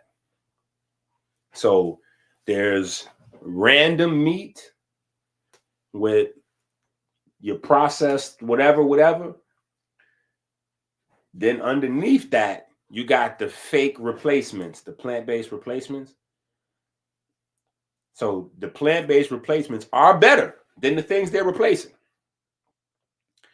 But the idea that they are the same as eating plants is probably more dangerous than just being a person that's conscious of how they eat their meat. Because it gives a person a false sense of security. So I try to stay away from using the term plant-based. And I don't tell people that we support plant-based. We are the pigment and fiber people, right? Melanin versus diabetes movement, we're not pushing plant-based. We're not even pushing vegan no more. We're pushing pigment and fiber. Now, if you ask me, is plant-based, is vegan the way to go? Absolutely. Absolutely. But the terminology has gotten prostituted so that now you might think, this is why we even having this conversation. Because when my bro was like, yo, bro, I'm having trouble reading the books. I'm like, okay, I got to do a better job of explaining, right? But you might think in your mind, when you're saying something to somebody, that they're hearing the thing that you think it is that you're saying. So you say plant-based. When you say plant-based, pictures and ideas are in your mind that you intend to communicate. When they hear plant-based, what they heard may be something totally different than what you thought you communicated. You're like, yeah, yo, you got to jump on these smoothies because I'm telling you, you got to make you some smoothies. That's the wave. Cool. You thought you told them, because in your mind, you at the house, you putting the blue magic in your jaw, you making your smoothies from scratch. You know, you making your smoothies. They're not doing that. They're stopping at the store. You know, they going to the food court in the mall and they're getting a smoothie, but that smoothie is made out of all canned goods. Yeah, it's all canned goods that's in syrup. All canned goods that's in syrup. So now you see that person again a day or two later, maybe a week later, and you ask them about the smoothies. And they're like, oh man, yo, bro, thank you for the smoothies. That's a game changer. Them smoothies are so delicious. I ain't even know. I wasn't even up on that. That should be a red flag. Soon as a person tell me how delicious smoothies is, I got to get specific details now. Because in my mind, that means you done went somewhere and you done had you some frosty, syrupy. You done had you some, because, yeah, it shouldn't be that delicious. You shouldn't be that excited about the smoothies. If you're that excited, it's a problem. Especially if you're just starting and you don't even know how to make a smoothie. No, it shouldn't be that delicious. You should be, we need to talk. Where you get your smoothie? Did you make your smoothie? Nah, I got them from, I didn't tell you to go over there and buy nothing. That's processed. That's processed too. The smoothie game has got adulterated. They making processed, they selling the canned goods to all these smoothie places. So when you go get a smoothie, notice they scoop up the stuff and just drop it in the blender. Yeah, they're scooping that stuff up and dropping it in the blender. At the end of the day, whatever's left in that tray got to go in. So they can't have stuff that goes bad. Yeah, they're in the smoothie business. Their job is to sell smoothies. Their job is not to make you healthy. See, that's where you can, you might be getting confused again. Putting our responsibility onto businesses. Our responsibility, corporations, no matter big or small, their job is to make money. Not to make you healthy. Your job is to make you healthy. Your job is to make sure your heart can keep going. That ain't nobody else's job. So just know a lot of these places. Now, if you go to a smoothie bar, right? Smoothie bar is different, right? But usually cities be having one or two of them. And so if a person doesn't know any better, they go right to the mall or right to the chain smoothie place and think they're getting a real smoothie. No. There needs to be laws and regulate. Well, you know what? I ain't even going to say that. It's just people have to be buyer beware.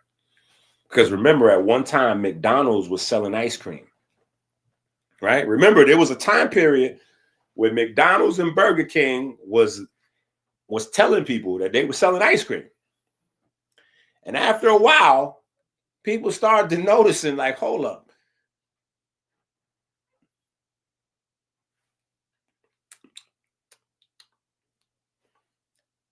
What kind of ice cream is this? Whole program fell apart. They had to call that something else. They can't call it legally. They can't call that ice cream because that's not ice cream, right? Same thing with KFC. Oh my God, this chicken is amazing. We do chicken right. They can't legally exactly say that stuff at KFC is chicken, right? So I'm just telling you, legally, there hasn't been any precedent handed down yet, but I'm saying from the melanin versus diabetes law,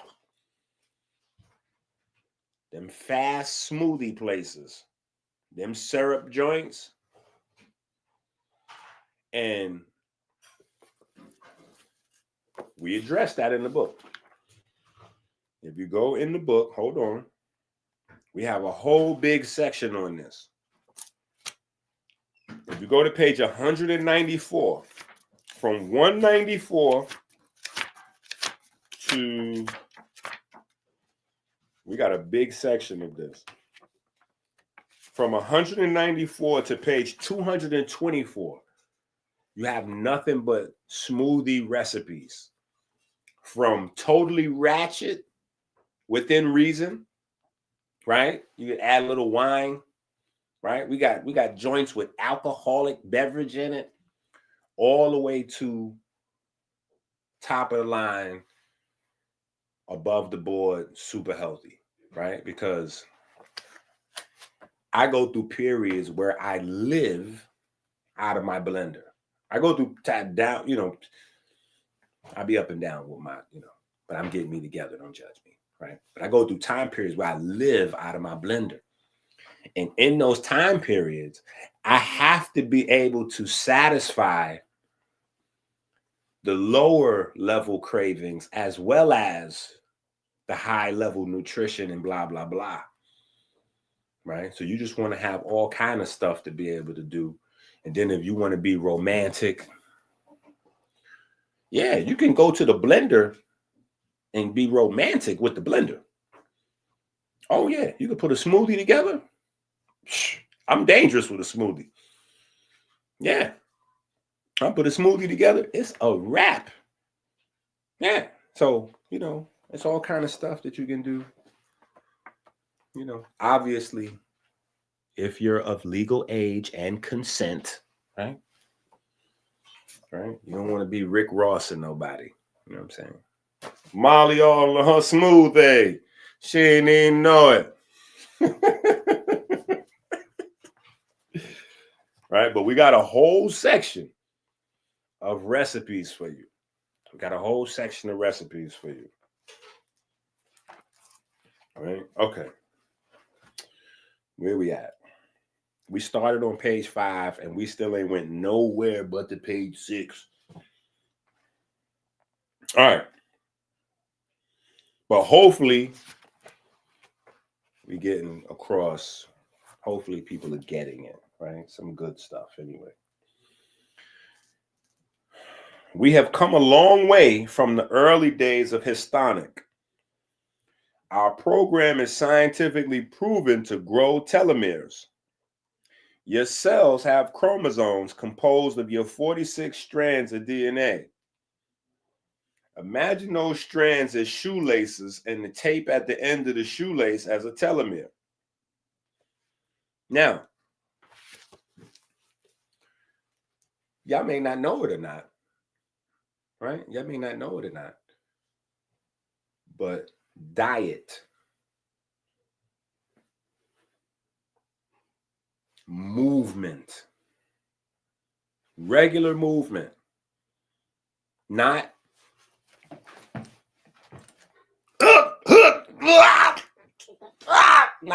that, not cleans, not Not these crazy stuff you see where people are trying to hit Chase. Chase. Yo. What's that acronym for personal best reps? PR. Not hitting PRs every day. Right? Not PRs. I knew he was gonna know what that is. Because he think he hitting PRs now. Yeah, Dad, I was at the gym today. I was like, bro, been there, done that. Relax, champ. Have a good. Did you hydrate, son? How much? I got it. You lifted. You did a lot of pull-ups. You did your thing in the gym. How much water did you drink? That's impress me with how many cups of water you drank. I want to know that. How much water you had today? How many cups did you lift? Got it. You lift 1,000 pounds. Did you lift 1,000 glasses of water? Just talk to me about that. That's impress me with how have a PR of water you drank today. That's what I'm. But we have the documentation, right? So like I was saying earlier, I think some of the sciencey parts in the books may make it difficult because a lot of stuff I'm thinking straight over the plate, but I know it gets hard sometimes to read through the articles, right? But on the bottom of page 6, we start. Effect of comprehensive lifestyle changes on telomerase activity and telomere length in men with biopsy-proven low-risk prostate cancer. 5-year follow-up of a descriptive pilot study. Abstract. The background. Telomere shortness in human beings is a prognostic marker of aging, disease, and premature morbidity. We previously found an association between 3 months of comprehensive lifestyle changes and increased telomerase activity in human immune system cells. You don't know, right? Telomeres are the things that bind your DNA, keep your DNA fresh, healthy, and youthful. Telomerase is the enzyme that helps those things to grow. So telomeres protect DNA. Telomerase, the enzyme, protects your telomeres. Got it? Telomeres protect DNA. Telomerase protects your telomeres, right? So this article is basically showing the test that was done to validate what we've been telling you, to validate what we've been telling you. But the problem is, a lot of times, if you don't say, like if you don't put a mystical, that's why I'm struggling. I need y'all to hit the cash app. See, Billy Carson, he said that the aliens gave it to him. Aliens gave him a colloidal silver. Aliens gave him colloidal silver. 100,000 people bought colloidal silver from Billy Carson. Aliens, he said aliens sent it to him. Thoth, he said Thoth came into his body when he almost died one day. And so, sell colloidal silver. So he came alive and started selling colloidal silver. 100,000 people bought colloidal silver.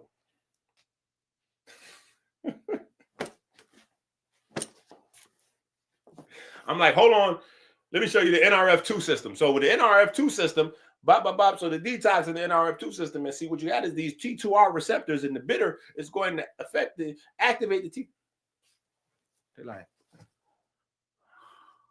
I'm not sure what EnQi's saying.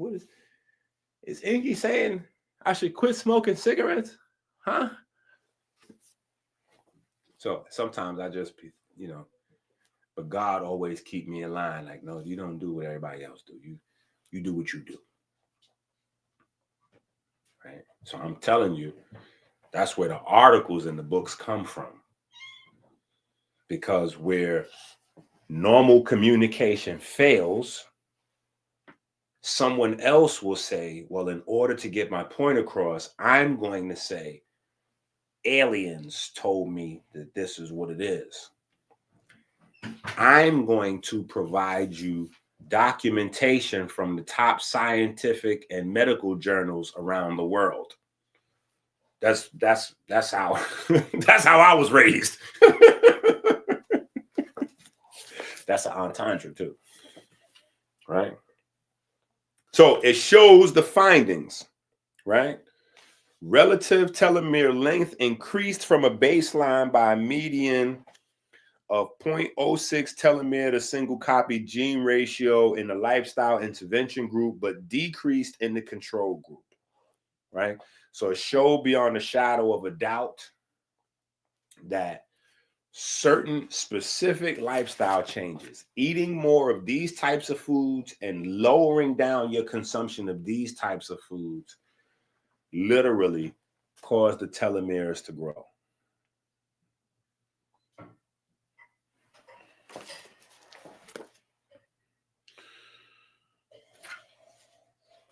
All right. Our comprehensive lifestyle intervention was associated with increases in relative telomere length after 5 years of follow-up compared with controls in this small pilot study. We have discussed herbs and exercise benefits at length. Here we will discuss food, right? Here we're going to go into food, using your kitchen as a laboratory. Really?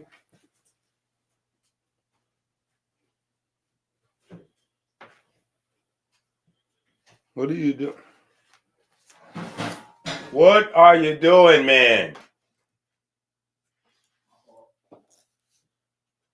That's not the kind of kitchen laboratory stuff I'm telling these people, just so you know. Yeah, what he's doing is not what. I can smell something burning, and then he come running down the hallway. That don't. Oh my goodness. Produce. Things that have been produced or grown, especially by farming. Caused to happen or come into existence. Extend or continue a line. If you have cancer, listen to this, it's important. If you have cancer, your doctor will suggest you eat less meat, more produce, and become more active, right? So just think about this for a second in a general sense. You ain't got to get deep with it. If you have cancer or you know anybody that's had cancer, you know this to be a fact, right? Your doctor's going to tell you, eat less meat, eat more fruits and vegetables, and become more active. If you have cardiovascular disease, your doctor's going to suggest that you eat less meat, eat more fruits and vegetables, become more active. Follow this line of thought for a second. If you have autoimmune disease, your doctor's going to suggest that you eat less meat, eat more nuts and seeds, fruits and vegetables, and become more active. If you have kidney disease, you almost could say it to yourself now, right? Your doctor's going to suggest you eat less meat, more fruits and vegetables, become more active. If you have diabetes, your doctor's going to suggest you eat less meat, more fruits and vegetables, more active.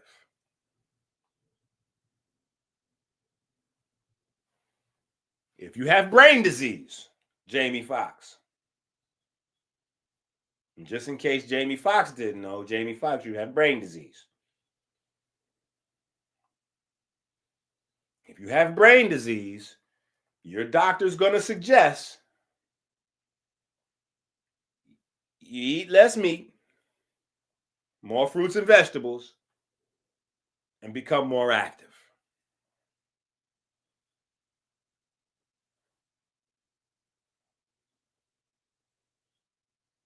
I stopped right there, but we could continue.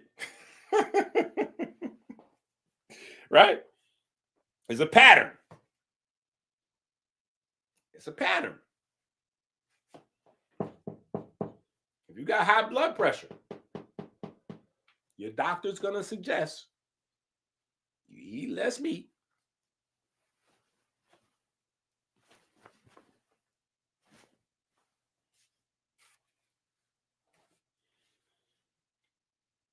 now you can plug in.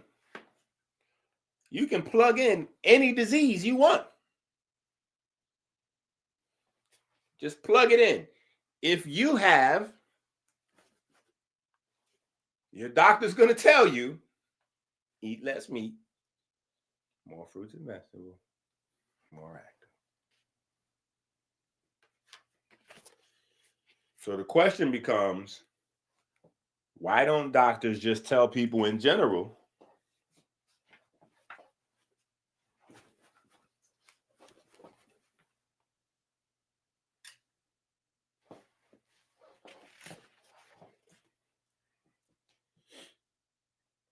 you see? And y'all out there thinking it's Masons that's keeping secrets. No, it's the people you trust most. It's your doctors, your imam, your pastor, reverend. Them is the people that's keeping the secrets. Right?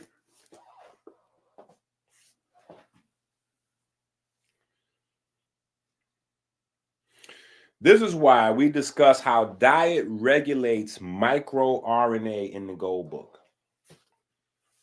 Right? In the Gold Book, we have a whole nice little section.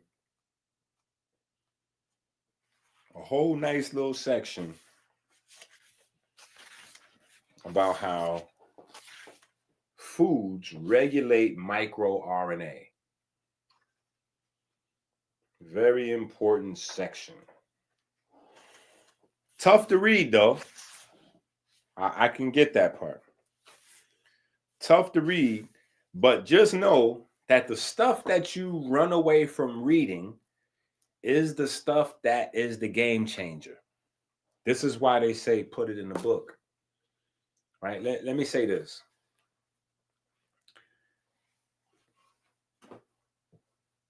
Let me say this. And I want to say this with all due respect and sincerity, and I don't mean any harm with what I'm going to say. But this is a large part of the black thing, right? And when I say the black thing, I'm talking about the disease metrics, right? So, and people don't put the two things together, right? But this is why we have to begin to think about health from a civics and civil rights perspective. Because if we don't have a culture of reading real books, not listening to audiobooks, not reading on Kindle, if we don't have a culture of teaching our children to read, they grow into adults that have a limited capacity to read.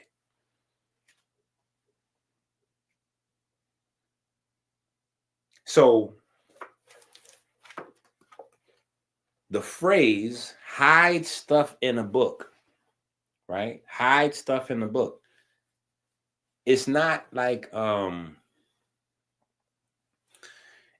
you can't go right to Amazon and just buy the book. And I'm not just saying my books. I'm saying any book. Even rare books. You might have to look for it, but you find it and buy it. You can just buy a book. That was one of the most crazy, mind-blowing things my father told me when I was young. He was like, yo, you know, you can go to the college campus and just buy the books. I was like, what? He was like, yeah, you don't got to be a college student to get the college education. You can just go right to the college campus, go right to the bookstore, and you just buy the books. He said, now some of them places, they got different prices if you're a student versus non-student, but they're not going to turn down money. You can go buy books. And if you go to bookstores that are located right off of the college campuses, they usually have bookstores surrounding the college campus where they buy and sell secondhand and third-hand books, the used books. So you go on the campus, they selling brand new books. If you go right around the campus, they selling all of the new books used for the low. And they don't care whether you're a student or not. I was like, wait a minute, this is crazy. So anybody could just read any book? He was like, boy, what do you think people then died in this country to be able to read? Like, yeah. Why do you think oppression, anywhere on this earth where you find oppression is facilitated by controlling people's ability to read. That is the number one thing, no matter what type of oppression you're dealing with. They're going to control what you read and how much you read. And once they get you to stop reading, they Gucci. You will never be a powerful group of people. Period. White, black, red, yellow, fat, skinny, tall, short. It doesn't matter. If you don't read books, you are powerless. Because what happens is reading is like exercising, right? Reading is like exercising. You have to build up the capacity to read. And then when you build the capacity to read, you have to build your capacity to understand what you're reading. And the more valuable information is usually wrapped up in more complex language. Whether it's the vocabulary that makes it complex, or whether there's a lot of soliloquies, metaphors, entendres, and all of that kind of stuff. Artistic license or vocabulary, or sometimes both together. So that's what hide it in a book means. Hide it in a book doesn't mean that like the book is somewhere you can't find it. No, it means if somebody give you the book, take this book. Yeah, take the book. You're going to read it and you're going to have such a low comprehension level that you may not, chances are you're not going to understand what you read, or even worse, after a few pages of attempting to read, you're going to put it down. You're going to put it down. You're not even going to continue to go through. You're going to read a few pages and be like, well, I can't. You ain't going to say that you ain't going to do a video on this. I'm going to just wait till he do a video on it. He probably going to do a video about it. Yeah, he probably going to do a video. Maybe I could find an audio book or something. I could listen to it or something. I could just.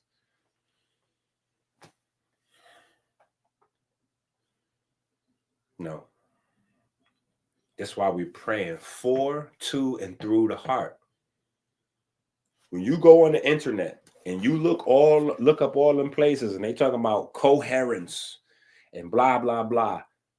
Coherence is a trendy word, right?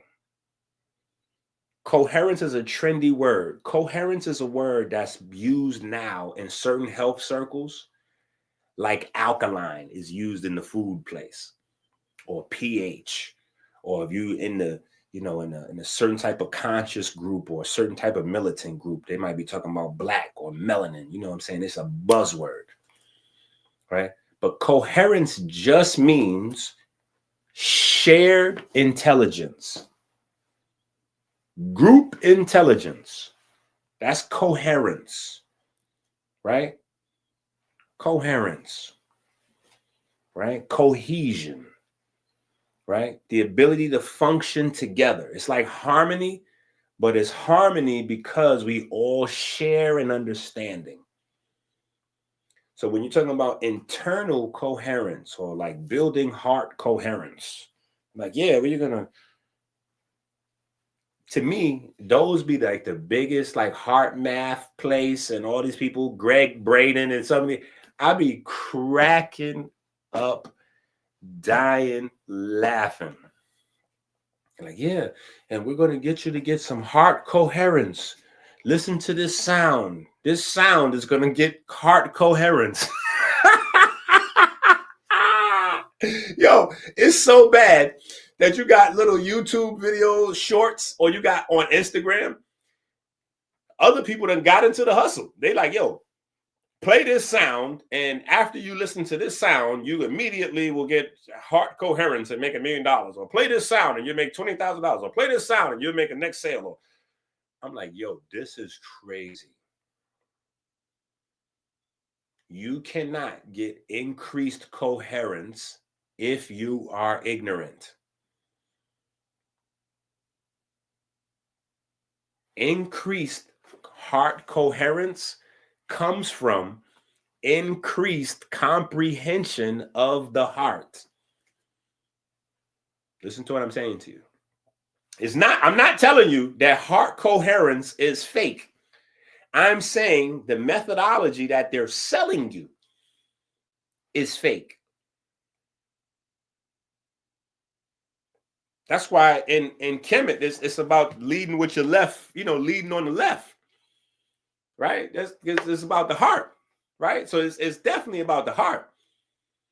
But you cannot have intelligence and ignorance occupy the same space. Doesn't exist. You can't have somebody that has a triple cheeseburger for lunch or 2 triple cheeseburgers for lunch with fries and a milkshake. They just left Waffle House in the morning, and now they're going to tune on to YouTube and listen to this sound, and all of a sudden they're going to have heart coherence. They're selling. These are the same people that brung in Billy Carson. They all on the Gaia network. They just selling. No, you cannot have increased coherence. You cannot have increased understanding without consumption of the knowledge. That's why Father Allah, knowledge, number one. You start on the one. You start on the one. You don't get to the 2, 3, 4. You don't get nowhere. You got to start with the knowledge. Then from there, you got to do the knowledge, right? You got to build up wisdom and understanding. Once you have that, now you can create your culture and build power, right? But that you gotta, you can't walk before you crawl. Kemet wasn't built in a day. What is happening? Yo, they be hitting that front door like, and then when they got the dog with them, that's crazy.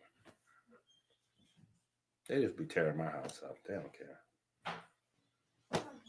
I'm trying to have heart coherence here. What is that? Don't show. Let me see this. Our teachers made it for you. Oh. I mean, we made it for you. Oh, you made these for me? Yeah, it's a snow globe. Oh my goodness. DIY snow globe. A DIY snow globe. Oh, I thought it was some candy in here. I'm about to say, y'all better not pull out no candy on my YouTube. Oh, this is beautiful. Wow, look at these. Look at that. I don't want to break it. I can shake it. Mm-hmm. Oh, this is beautiful. Okay, so this is one twinsy. I guess I got to keep these bags because it looks like y'all spent a lot of time designing those bags.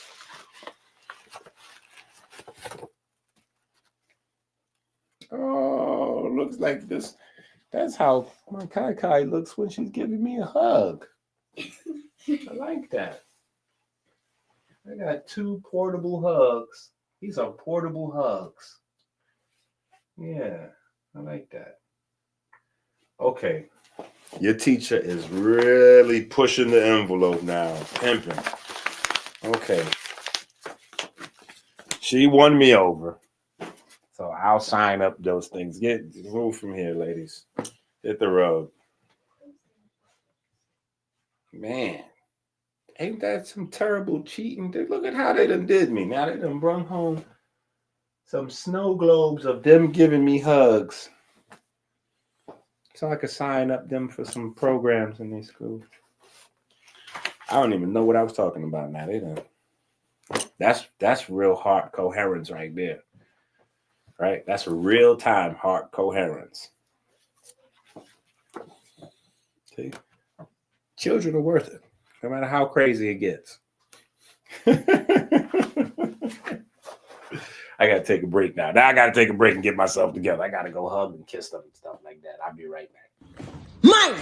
Oh, Myron! what? What are you doing? What you doing?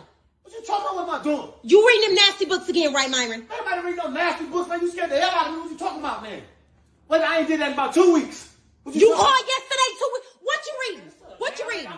You scared the goddamn book, man. Dr. EnQi. I went on Amazon and got 3 Dr. EnQi books because I'm reading about melatonin and biochemistry. Biochemistry. What is, Myron, that's not even first of all, it's not melatonin and whatever it is that you just said. It's melanin and biochemistry. Okay, I'm tough again. I'm tough again.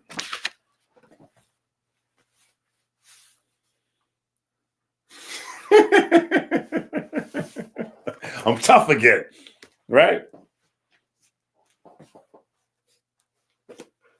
That's really sweet. All right. Okay. You got to read, right? This is definitely one of the tougher sections to go through in the book, but it goes through how, let me give you a few of them. Turmeric, right? Curcumin. No, hold on. Let's go back. Does it start with resveratrol? Okay, resveratrol. Different types of fatty acids, right? Saturated, polyunsaturated, curcumin or turmeric, quercetin, antioxidants, pigments, catechins, certain minerals, certain vitamins, right?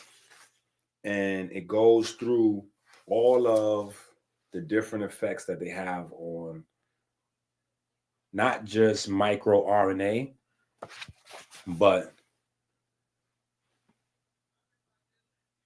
how that microRNA then, right? So whether it upregulates white blood cells, downregulates, just different aspects of what they do, right? Macrophages, endothelial cells, liver cells, monocytes, right? Intestinal cells, breast cancer cells, right? Just how they're upregulated, downregulated, how they're attacked, how they're promoted, right? So it goes beyond just the understanding of certain nutrients on microRNA, because if we don't know anything about microRNA, that's giving us a crash course in what microRNAs do, right? And it has them by number, right? Because you got a bunch of different types of microRNAs in your body, right? So anyway, we got to read. Okay.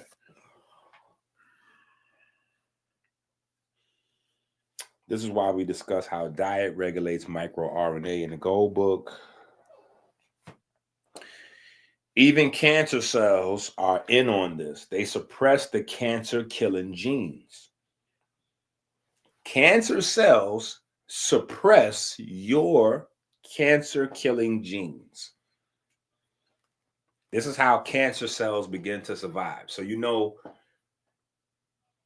maybe you don't know. You should know, right? Everybody creates cancer cells every day. From the time we're children, we're creating cancer cells in our bodies every single day. Every day. That is a regular part of your body's chemistry, your biochemistry, right? Is to capture, dissect, right? Your body captures them, dissects them. So your body gets to understand what was going on. Your body has little scientists in there. Your body got police in there, little scientists in there. It's a whole universe inside your body. So your body will capture this stuff, dissect it so it can figure out what's going on in there. That's how you build immunity. Your body has to capture stuff that it never seen before, dissect it, and go, take notes and put this in your genetic library. So now, a few weeks later, a few months later, a few years later, a few decades later, should homeboy pop back up,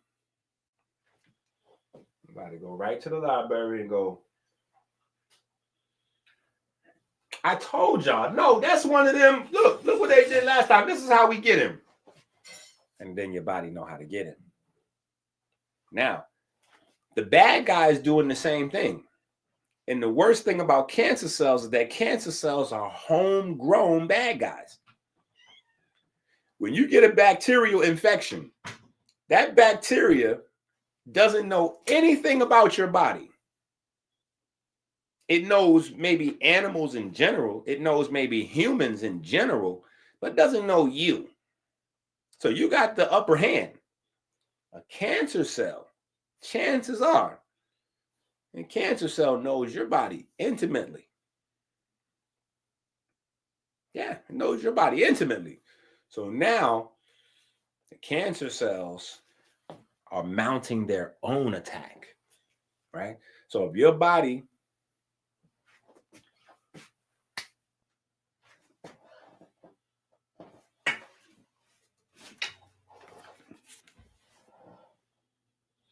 if your lymphatic system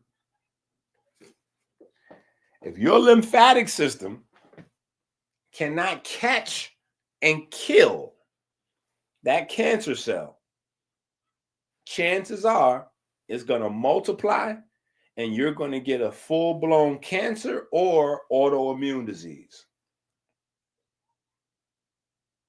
Cancer cells cause cancer, but they also cause autoimmune disease. They do both, right? Because cancer cells is doing their thing. So cancer is when the cancer cells keep multiplying and multiplying, and they start killing other cells and basically killing you by reproducing. Just to make a long story short, that's what it is, right? They're reproducing, and that's how they're killing you, right? But on the flip side, your body could keep the cancer cells low, the number, but their work to fight your immune system can trigger your immune system to become over aggressive, and you could get into an autoimmune situation. So there's a lot of different ways you can cause an autoimmune system. Cancer cells is one, right? And don't be out there thinking, shout out to the genius Hotep Jesus. Shout out to Hotep Jesus. Yo, he had me cracking up the other day. Shout out to Hotep Jesus. Listen, don't you be out there thinking you Jay-Z. Remember, Jay-Z dropped the song. Remember, Jay-Z made a lot of money off that song. I got 99 problems, but a chick ain't one. Hey, he got to pull that song down now, don't he? Wait, Jay-Z got to take that song off Tidal, off Spotify. He can't play that song no more. I got 99 problems, but a chick ain't one. Hit it. It's a rap for that. He got 100 problems now. I said, yo, Hotep Jesus, you a fool for this. You are a certified fool for posting this. That was his post. He posted that. He got 100 problems now. I was in tears. I got 99 problems, but a chick ain't one. Yeah, that's over. So don't you think I got 99 problems, but cancer ain't one, because things change. Right? Jay-Z thought things change. Right? Okay. Cancer cells are able to suppress your body's cancer-killing genes. Now, cancer-killing genes. Which part of your body is cancer-killing? This part. Let me see somewhere you can see. Matter of fact, let's take this down. Actually, I got to leave this up because we're going to keep coming back to this. So I'm going to put this over here. Even though I prefer this to be like front and center. The NRF2 system. This is why we have the monthly detox that we're supposed to have monthly to keep the lymphatic system at its best, to keep the NRF2 system at its best. The NRF2 system works with your lymphatic system, right? The NRF2 system is like a little tiny, it's almost like a little tiny, like, I'm trying to think of a good analogy for it.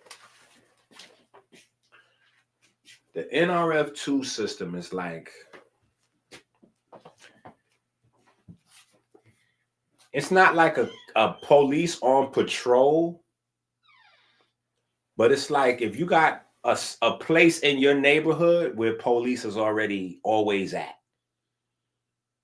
Wait, that might be too hood. If you don't live in a city, people from the suburb, people from out of the country, y'all got speed traps. I know y'all got places where y'all see cops ducked off behind a sign waiting for you. Just like if there's cops in a certain place every time, all the time, that's kind of like how the NRF2 system is. But if you violate them, you got to know that walkie-talkie is the most powerful weapon a police officer has. A soldier in a war, the most powerful weapon they have is their walkie-talkie. It's not the gun. It's not a bomb. It's their ability to communicate. Because if the cop pulls his gun and y'all go gun for gun, if you shoot the cop is done, that's it. But if instead of going for his gun, the cop goes for his walkie-talkie, oh, this place getting ready to be totally surrounded in a matter of seconds, a matter of minutes, right? If a soldier is in the battlefield and it's going crazy and he pull out his gun and they shooting and he throwing bombs and they throwing grenades, whatever, that's back and forth. But if he managed to get his walkie-talkie out, his long-range walkie-talkie, and he call in the coordinates, he radio in the coordinates, they send that drone over.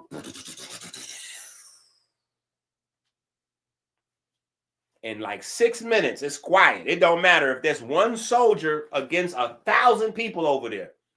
If that one soldier gets a radio in that coordinates, I'm located at 38 north kilometer, 28 southeast kilometer, 52 latitude, B0 doggy, whatever. That drone flyer, it's over. That one soldier with the walkie-talkie One man armed with a walkie-talkie done wiped out 1,000 other people. The NRF2 system, that's what this do. It gets crazy inside your cell. The NRF2 system gets into the nucleus of the cell, rings the alarm, hits that walkie-talkie, and all of a sudden, Voltrons start to forming and the goons come out.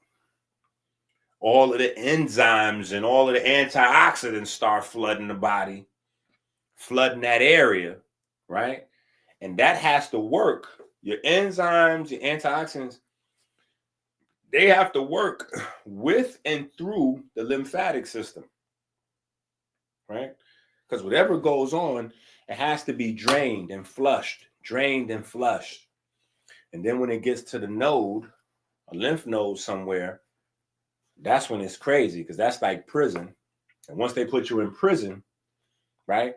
If you're a cancer cell or some type of bacteria, virus, they get you in a node. Now you in the they getting ready to start interrogating you. That's what they do in the lymph node. Now they're gonna start interrogating you. They're gonna have you in there till you snitch. You know, and you're going to tell the whole organization come down. Once they get you in that lymph node, it's over. You're going to snitch, and they're going to they like the feds. The lymph node, a healthy lymph node is like the feds. 99% conviction rate. Yeah. So that's how the NRF2 system works with and through the lymphatic system. Hopefully that made some sense. If it didn't, hopefully you laughed. If you didn't laugh and you didn't learn anything, please just hit the Cash App anyway. Maybe you didn't. What they say in church? Ain't this amazing? When you in church, the pastors, they be like, if you're not getting your blessing, it's because you have not put enough into the basket. I say, hey, that's an amazing hustle right there. Man. Especially because you know people living foul anyway. So you can tell them the reason why they sick, the reason why they dying is not because they live in foul. It's because they have not hit the Cash App. I was like, man, that's amazing hustle. That's crazy. Okay. So your cancer cells know how to suppress your cancer killing genes, right? Green tea. Simple green tea. And you know what? Reading this has reminded me. I'm supposed to have a cup right there with some sea moss and some green tea in it. I'm supposed to have a cup right there with sea moss and green tea in it. Let me get my life together while I'm telling y'all about getting y'all life together. Let me get my life together. Myron! Ooh, Myron! what? What are you doing? What you doing? What you talking about? What am I doing? You reading them nasty books again, right, Myron? Everybody read no nasty books, man. You scared the hell out of me. What you talking about, man? Wait, I ain't did that in about 2 weeks. You called yesterday too. What you reading? What you reading? You scared the goddamn book, man. Dr. EnQi. I went on Amazon and got 3 Dr. EnQi books because I'm reading about melatonin and biochemistry. What is, Myron, that's not even first of all, it's not melatonin and whatever it is that you just said. It's melanin and biochemistry. You can't even pronounce the word, so how you reading? How you reading, Myron? I'm not looking at the pictures. I got the books right here. I'm looking at the pictures. You know, ain't nothing nasty about this. So what are you talking about? I got all the books right here. What are you talking about? Myron, you don't even know how to read. Every time we get mail, you bring it to me. You think I don't know that? I got hooked on Phoenix. Now, what you talking about? I was hooked on Phoenix, so I know how to read. As of when? As of when? Because first of all, hooked on phonics, I believe it's for kids. There's no such thing as hooked on Phoenix. And if I recall, you're the same person that thought reindeer was pronounced reinder, and you're the same person that thought pigeon was pronounced piggion. So it makes sense that you went to hooked on Phoenix. Man, such a dumbass. No, you always trying to say somebody can't read. I know exactly what I'm talking about, man. I'm reading the book. I got the book. I got the goddamn receipt right here. I got the goddamn receipt right here for the books. What you talking about? Well, you need to return them for somebody who know how to read them. And I still don't. It's probably all type of stuff in the inside of the books, Myron. That's how sneaky you are. Give me the books. Give me the books, Myron. Hell no. Give me the books, Myron. Give me the books, Myron. I'm not giving you none. I got these books off Amazon. I'm not giving you the books. Ain't that nothing? No. Yo, well, bye. been in this game for years. Your animals to the shit. Animal, baby.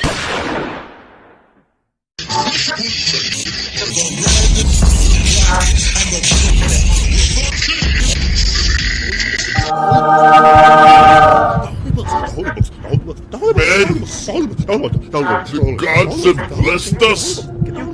We must act now. We must act now to save us, to save our souls.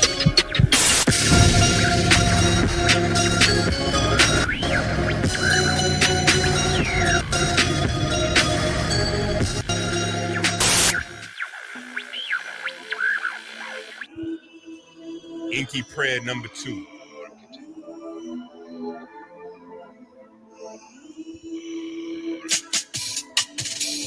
We give thanks and praise to the Most High God for the divine spark that set our cells into perpetual motion.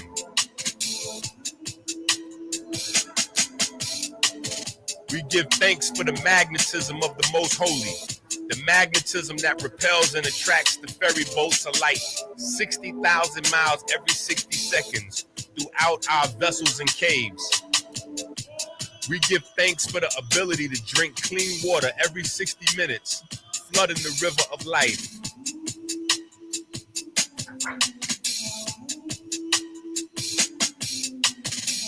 We give thanks that sugar has not covered our ferries and turned them into stone. We give thanks that darkness has not covered the riverbanks with calcium and turned them into stone. We give thanks that anger and fear have not turned our almonds bitter, turning our heart to stone.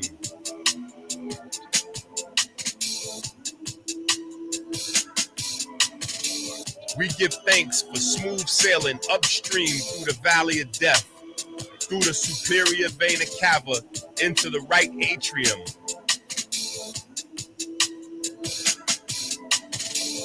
We give thanks for smooth sailing around the heart through the corona crown, joining the vortex in the right atrium. We give thanks for the perfect black solar repeater that induces the primary electromagnetic wave, opening the mouth of the Kodesh HaKodeshim. We give thanks for the mechanical wave produced when the mouth of the Kodesh HaKodeshim closes. We give thanks to the ray wave, reflecting on the semi-lunar valves, opening a pathway to the vineyard. We give thanks for the mechanical wave Go read those when books. the lunar gate to the vineyard closes. We give thanks to the Most High God that provides the light and our breath, and the light in our breath. We give thanks for the fine olfactory system that makes our grapes ripe with light. We give thanks for the Jed pillar that provides us with a stable fleet of ferry boats to dock in our vineyard. We give thanks for smooth sailing through the pulmonary vein into the storm of the left atrium. We give thanks for the perfect black solar repeater that induces the primary electromagnetic wave, opening the mouth of the Kodesh HaKodeshim. We give thanks for the mechanical wave produced when the mouth of the Kodesh HaKodeshim closes.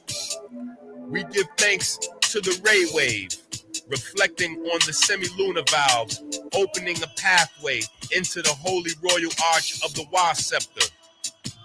We give thanks for the mechanical wave produced when the lunar gate into the holy royal arch of the Wa scepter closes. We give thanks for the magnetism of the most holy, the magnetism that repels and attracts the ferry boats of light 60,000 miles every 60 seconds throughout our vessels and our caves. Amen.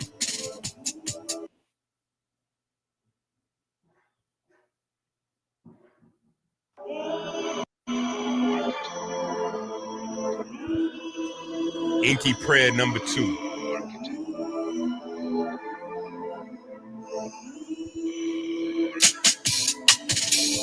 We give thanks and praise to the Most High God for the divine spark that set our cells into perpetual motion.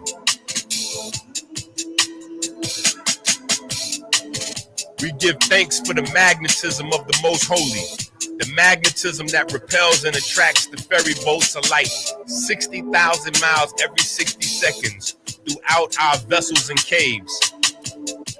We give thanks for the ability to drink clean water every 60 minutes, flooding the river of life.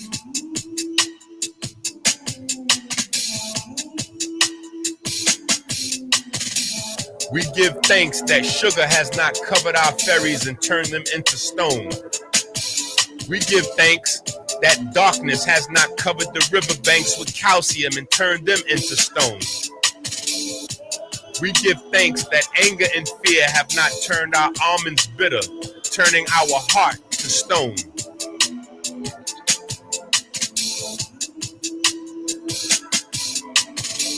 We give thanks for smooth sailing upstream through the valley of death, through the superior vena cava into the right atrium.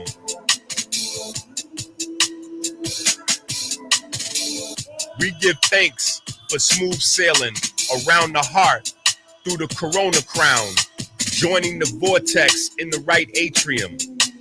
We give thanks for the perfect black solar repeater that induces the primary electromagnetic wave, opening the mouth of the Kodesh HaKodeshim. We give thanks for the mechanical wave produced when the mouth of the Kodesh HaKodeshim closes. We give thanks to the ray wave, reflecting on the semi-lunar valves, opening a pathway to the vineyard. We give thanks for the mechanical wave produced when the lunar gate to the vineyard closes. We give thanks to the Most High God that provides the light and our breath, and the light in our breath. We give thanks for the fine olfactory system that makes our grapes ripe with light.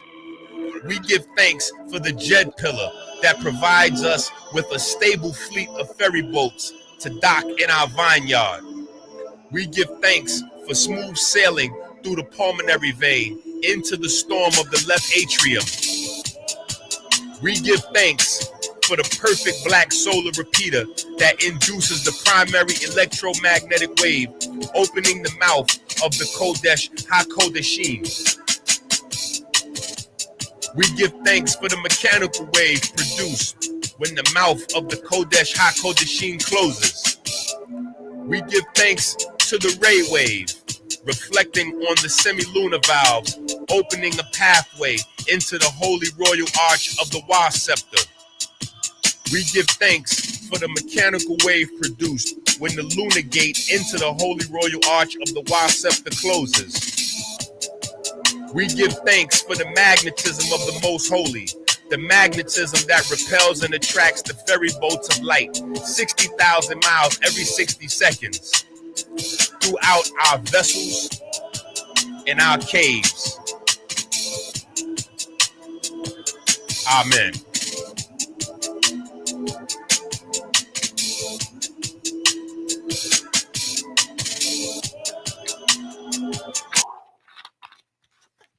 Okay. Hopefully y'all was actually doing it. Hopefully y'all was getting busy with the get busy. All right.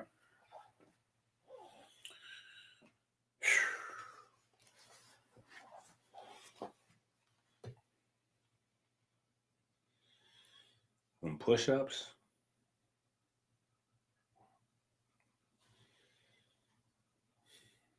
I'll be needing a little breather.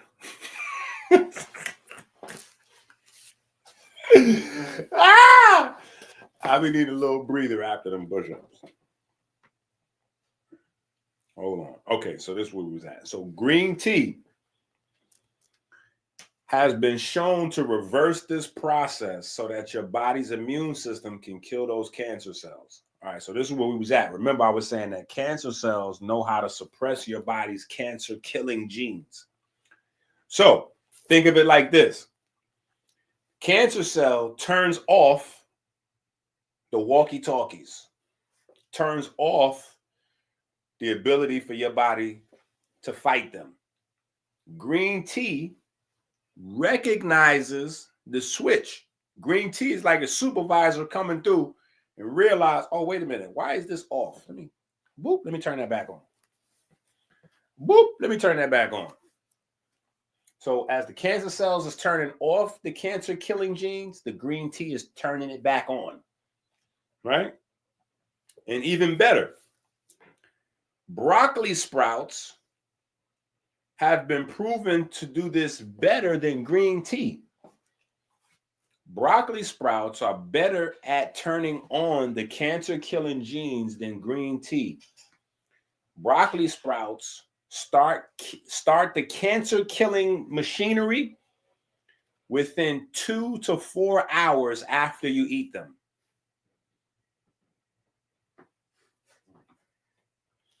I need a whole program. Broccoli sprouts start the whole broccoli sprouts. Yeah, broccoli sprouts within 2 to 4 hours. I'm on page 9. So we've been talking for almost 3 hours and we only went 4 pages. That's why I be saying, no matter how long I stay on YouTube, it's too much information in these books to think that I can put this stuff in the video. Right? But this is valuable information, right? Hopefully you're getting some stuff, right? Because the way my mind works, this is the way my mind works. If the green tea turns on the cancer-killing genes, but the broccoli sprouts is better at turning on the cancer-killing, what about when I have some broccoli sprouts and some green tea? That's how my mind works. Yeah, see, that's what I'm on. I'm going to have me some broccoli sprouts and I'm going to have me some green tea. Now, green tea is cheaper and easier to find than broccoli sprouts. Right? You can get you a box of green tea bags and you can have green tea 2, 3, 4 times a day. Broccoli sprouts might be $5 for a little handful, and depending on where you live at, you might be in a food desert. You might be like, I got to order that off the internet. I ain't even got no broccoli sprouts near me. So you might not be able to afford a bunch of them. And then if you can, you might not be able to find them. So green tea is everywhere. Right? Now, if you combine these effects with black currants, bilberries, Mackay berries, blueberries, raspberries, blackberries, aronia berries, elderberries, the pigments in the berries significantly improve your eyesight, but also help the cancer fighting. Not necessarily turning on the genes, but once the genes are on, help the formation of all of the army, the ammunition, the soldiers. Gracias, mi amiga. Perfect right there.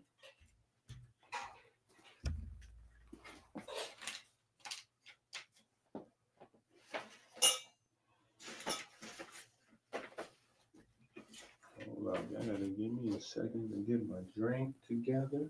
Wait a minute.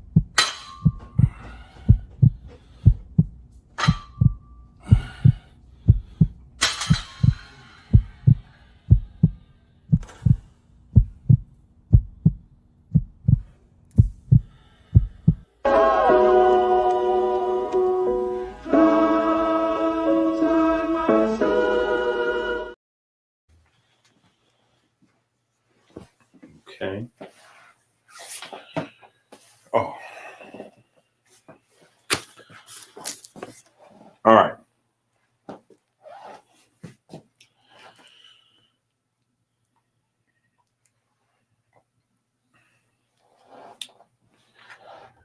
Also, improving your eyesight.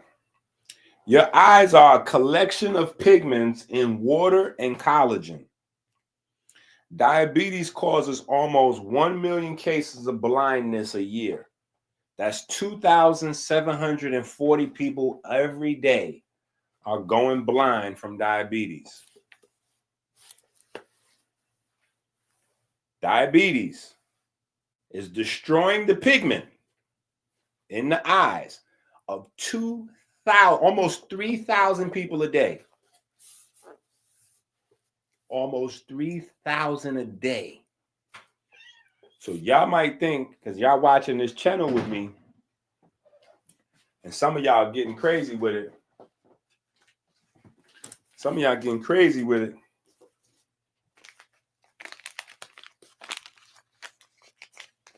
Oh.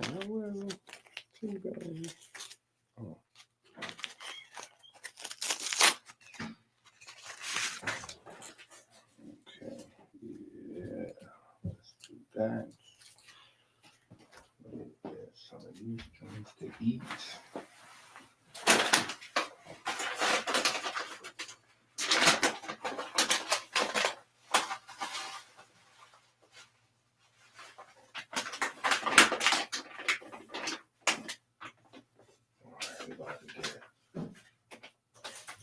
We're about to get nutritious on them real quick.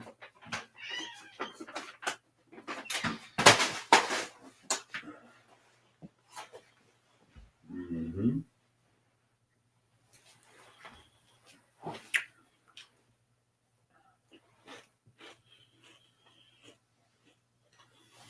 Mm-hmm.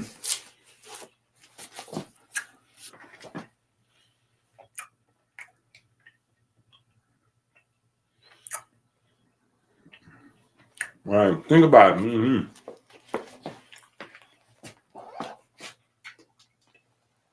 $1 million a year. That's almost 3,000 a day.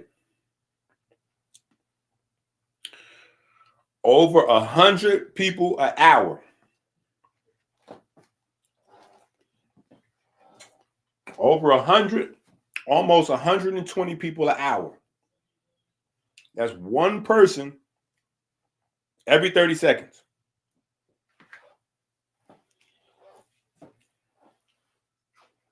Mm-hmm. Going blind from diabetes.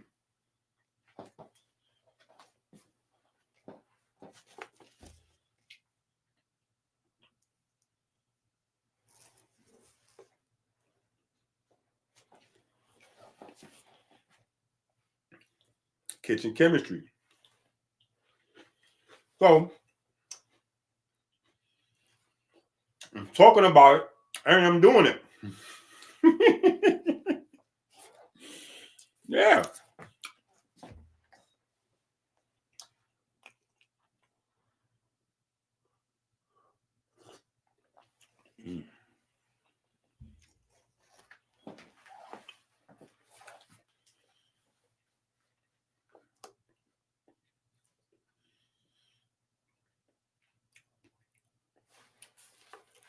So listen,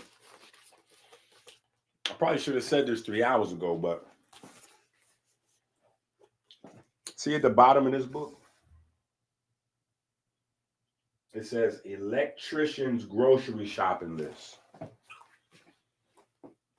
Electrician's grocery shopping list. Right? Electrician's grocery shopping list. Right? So to make the book easier to vibe with, easier to understand, as we go through the book, right? And we start discussing how all of these different things that you can have in your kitchen and eat throughout the day, how they fight disease. We're building this into a grocery shopping list. So that's why the commercial that you see says, take this book with you to the supermarket. right? Because as we go through the book, we're building the grocery shopping list. So obviously, so far on the grocery shopping list, we got what? Green tea, the broccoli sprouts. We got all these berries on there, right? So as we're going through the grocery shopping, as we're going through the foods, we're adding these to the grocery shopping list. Subsequently, as we talk reckless and greasy about foods, greasy foods,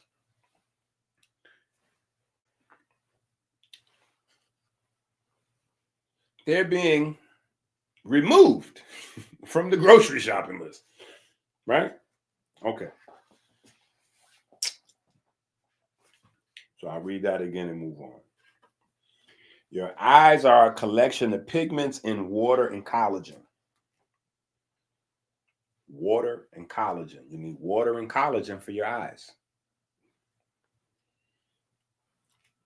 Diabetes causes almost 1 million cases of blindness a year. That's 2,740 a day, 114 an hour, almost a person every 30 seconds. Remember, we discussed the different, diabetes attacks pigment, hence the A1C, right? You know A1C by now. A1C is how the sugar bonds to the pigments in your body, right? A1C is calculated by the hemoglobin, which is the pigment in your blood, but that's because proximity. When you eat, the food goes into the blood. So the sugar in the blood is right there. They're right there, right? So we want to give thanks. We want to give thanks that sugar has not coated our red blood cells and turned them into stone, right? Remember, we discussed the difference between sugar with pigment and fiber versus sugar by itself. Berries can help. That's why berries are traditionally added to certain dishes. Berries add a high antioxidant value to dishes that are relatively low. The idea is to block that spike, right? So we laugh at Indian people, respectfully. Oh, forget Indian people. When I say Indians, I'm talking about India. I got to be mindful that I'm talking to a bunch of folks that believe. I'm talking about folks from India. Okay? I know we Native Americans, blah, blah, blah. Listen, but you ain't really been Native American in a long time. I get it, Black folks. Okay? Trust me, I get it. Because my family is really, really, really, we really have Native American people in my family. Close. Not a zillion generations that far back either. Like that's really part of my mom's side. It was blah, blah, blah, blah, blah. But Nate, you guys gotta remember, it's culture also associated with bloodlines, genetics, and history. So you can't be really on the internet claiming some stuff and you ain't really about that action when the internet is off. Right? If you're a Native American and you claiming that, you got to represent that culture when the internet is off. You got to eat that way, live that way, pray that way. When they have cultural situations, you got to go visit them people, sit with them people, protest with them people, you got to be with them people. Right?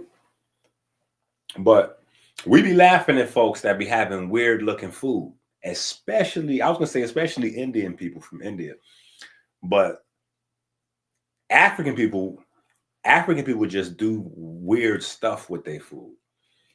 Like we used to laugh at African folks all the time because they would eat with their hands and stuff like that. You know what I'm saying? And we couldn't understand that. But I did a whole lecture series back, Me and Abundance Child. This is years ago. And I was talking, it was about, it was the love, I forgot what we named the tour. It was the Black Love Tour, maybe, something like that. But what I was saying was, because in New York we used to make fun, but I learned better. So I know that a lot of people didn't. So I was saying on the tour that when we look at the Africans and we laughing at them, what we're laughing at is advanced technology that's beyond our level of understanding. It's so simple, it looks stupid. We don't understand what we're looking at. And I had a slide where I pulled up. I used to pull up a slide. I had a couple slides, but I had one slide in particular, right? Effective. I probably should find these, right? But it was like a couple of slides. And it was one slide where it was showing the Africans like with the grass. You know what I'm saying? Like they got no clothes on barely, but they got like some old grass jungle sewed together, like, you know what I'm saying? Like tied together stuff. And when I would say this in the lecture, the room would laugh. Sure enough, bump, everybody laughed. Now, the next slide I put up, boop, is a blueprint of your body, and it shows all of your VDR clusters. A VDR cluster is where you got a bunch of vitamin D receptors real tight bunched up together. Like you got vitamin D receptors everywhere, but specific locations in your body, you have VDR clusters. That's where you got like thousands of them together.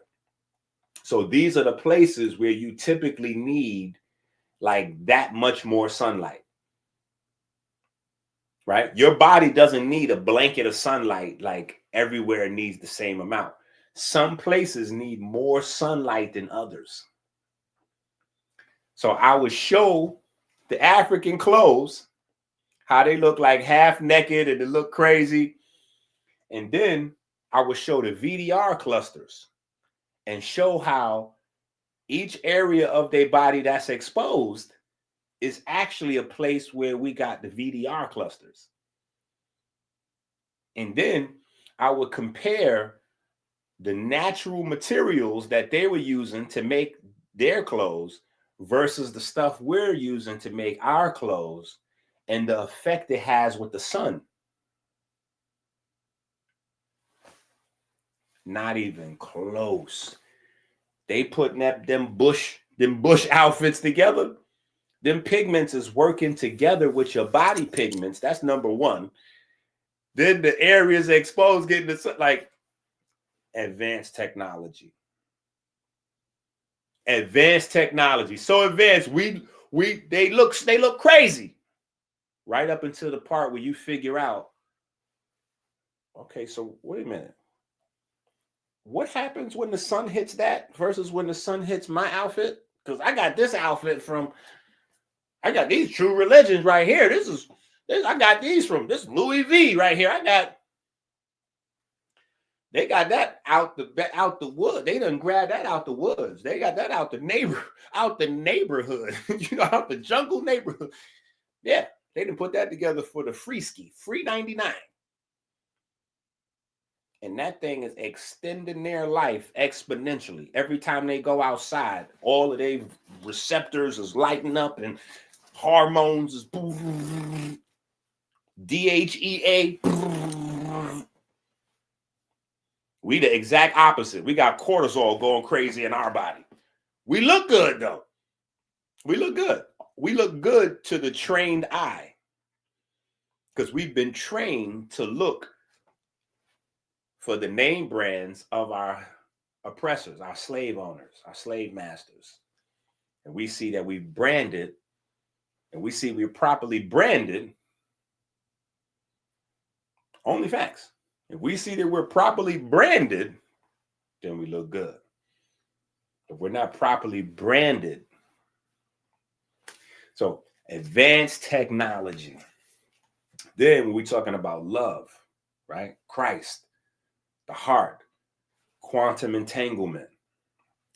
Sitting down in a circle on the floor, right? Sitting down on the floor, on your knees or Indian style, and eating, sharing the food together with your hands, it creates a quantum entanglement. Like, it is a whole nother level when you're talking about love and quantumly being entangled with your family.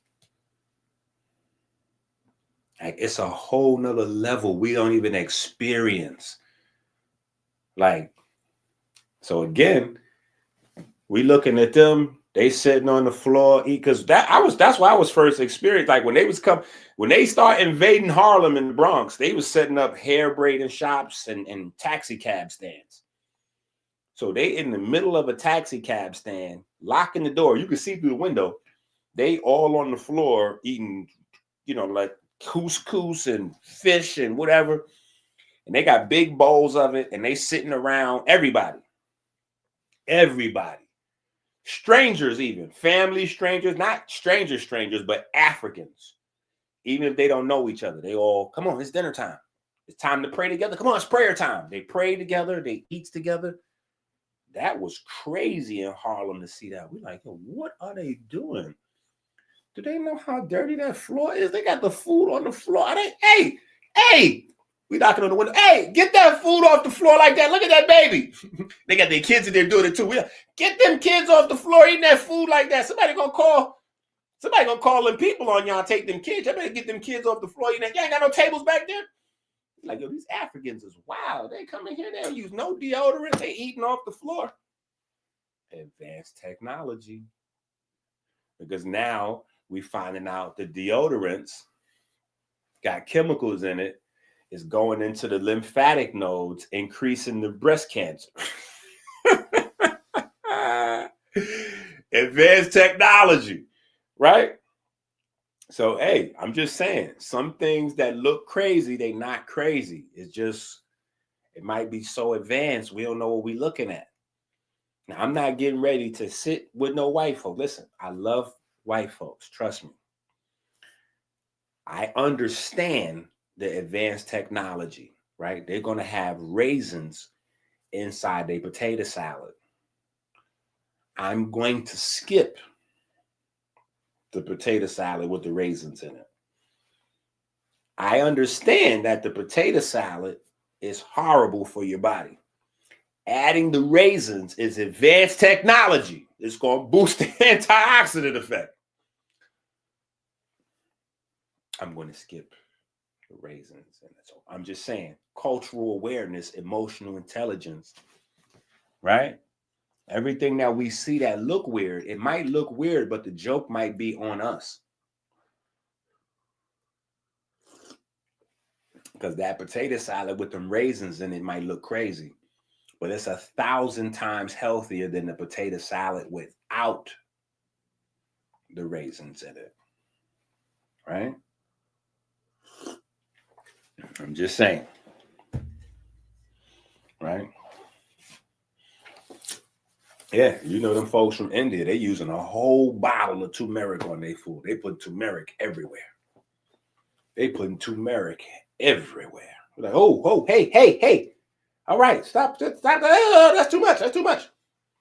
They smiling. No, it's good. It's good for you. It's good.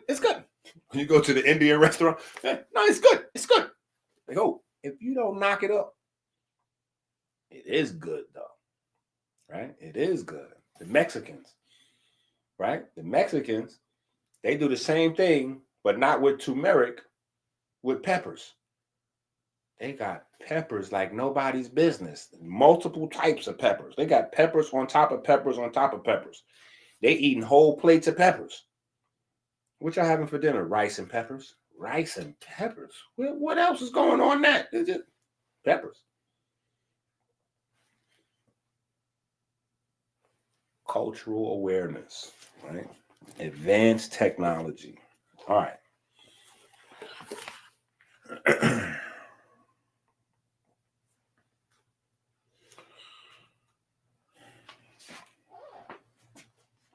So remember, we discussed the difference between sugar with the pigment and the fiber intact versus sugar by itself, right? Berries can help. That's why berries are traditionally added to certain dishes. Berries add a high antioxidant pigment value to dishes that are relatively low. The idea is to block the sugar spike. The sugar and insulin spike is now becoming a trending health term. The chemistry is scary though. Your body tries to immediately swat the fly with a hammer. The fly is the sugar that's going to spike.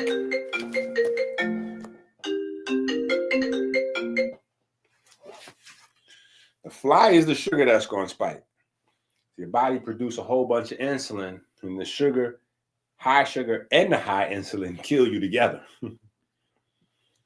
Your body completely overproduces insulin to level out the sugar. Yeah. Okay. Any vegetable or fruit you could think of, the colored version has more antioxidants. Broccoli versus cauliflower, red apples versus yellow, red onions versus white, etc. A red cabbage contains 8 times the amount of antioxidants as a green one. Right? So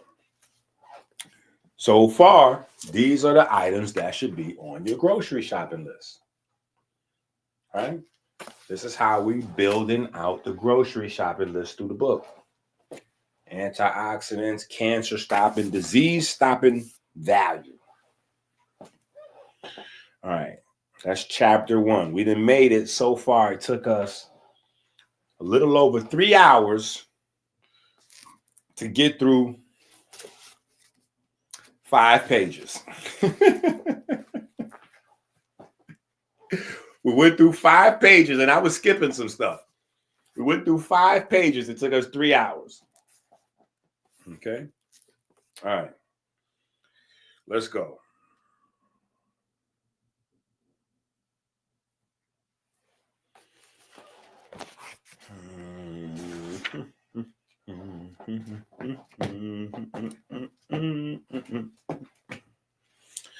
All right. So we're looking at vitamin K. We're looking at vitamin K in your different greens, right? Keep in mind,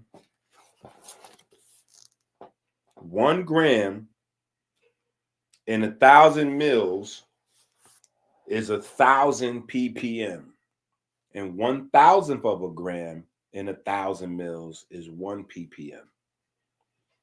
All right, 1 part per million. 1,000th of a gram in 1 milligram. 1,000th of a gram is 1 milligram, and 1,000 ml is 1 liter. So that's 1 ppm equals 1 milligram per liter. Iceberg lettuce, 20% of your daily vitamin K value. Butter lettuce. Butter lettuce has 85% of your daily value. Radicchio. Radicchio has 213% of your daily value in it.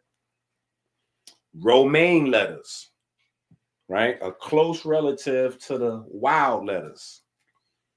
Romaine lettuce has 105% of your daily value of vitamin K. Arugula has 91% of your daily value of vitamin K, and it also has 13% of your vitamin A, right? 13% of your vitamin A. Chard has 250% of your daily value of vitamin K, and it also has 19% magnesium daily value. So chard is high in magnesium, right? Which means what? If it's high in magnesium, that means it's high in active chlorophylls, right? Kale.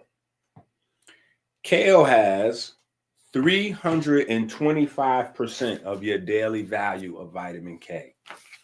This is why kale is king when it comes to K. KKK. Kale is king when it comes to K. Right? It also has 27% of your daily value of vitamin A. It also has 104% of your daily value of vitamin C. So, there are some folks out there. We're not going to name them. We're going to send blessings out to their souls.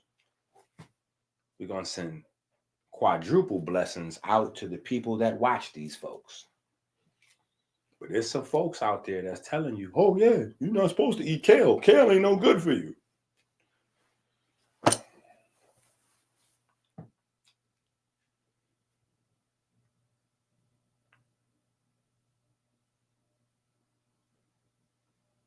Just like, I don't know what to say. It's so crazy out here. That's all I can say.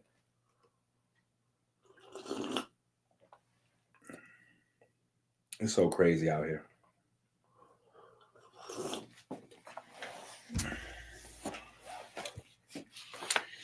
Collard greens, 200+% vitamin K. And collard greens has 32% of vitamin B9. Vitamin B9, very important.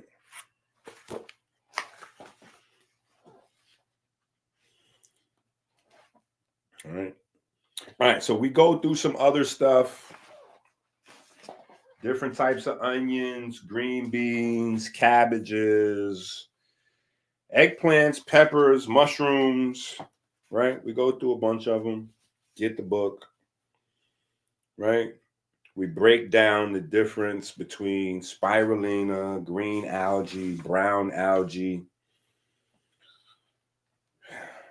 Hezekiah, wakame, fucus, bladderwrack, chondrus crispus, gracilaria, right?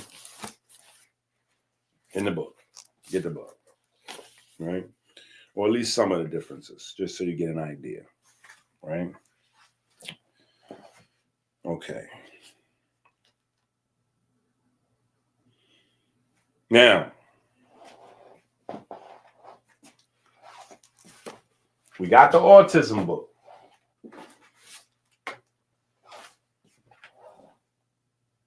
Get the autism book. Right? We got the autism book. Right? See the hat? Right? I'm wearing that hat right now. See? Yeah, I'm wearing that hat right now. Right? The hat is on the website. You go to the website, click the menu, and then it got the link for the clothes and stuff. You can get the hat. You know, the hat is up there. Right? But what I was saying about the autism, we on page 28. We didn't skip the chapter or two. We on page 28. Right? Processed foods and effects on developing fetus brains. Autism link. New research examines what happens when neural stem cells are exposed to high levels of an acid commonly found in processed foods. With the number of children diagnosed with autism on the rise, the need to find what causes the disorder becomes more urgent every day. UCF researchers are now a step closer to showing the link between the food pregnant women consume and the effects on a fetus developing fetus brain. Doctors Selah Nasser, Latifa Abdallah, and the UCF undergraduate research assistant, Asila Sampson, have identified the molecular changes that happen when neural stem cells are exposed to high level of an acid commonly found in processed foods. In a study published June 19th in Scientific Reports, a Nature journal, the UCF scientists discovered how high levels of propionic acid, PPA, propionic acid, used to increase the shelf life of packaged foods and inhibit mold in commercially processed cheese and bread, reduced the development of neurons in fetal brains.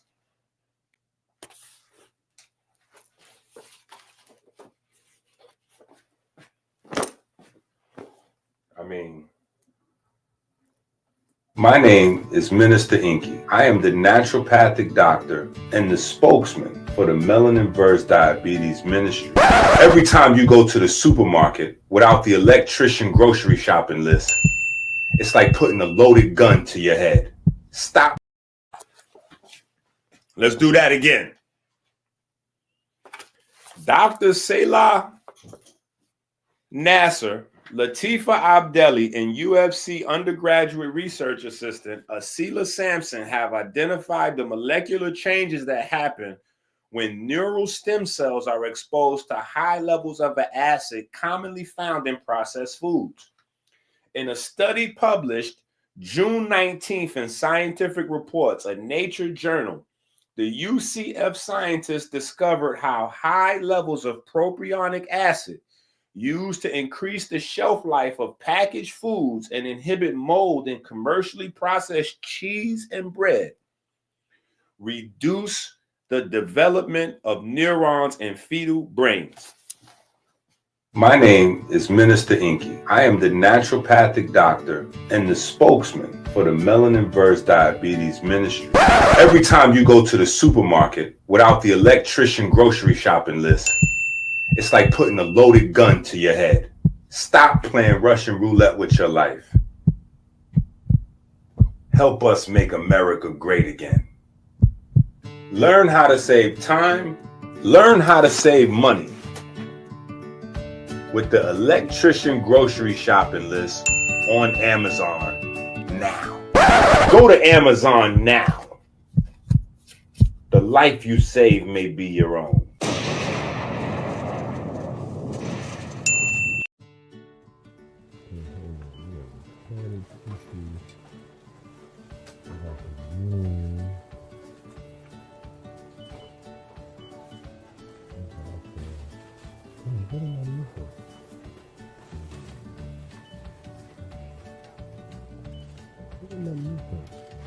Oh, I know what I'm supposed to do. I know what I'm supposed to do. There we go. Good thing I have my grocery shopping list. Don't leave home without it.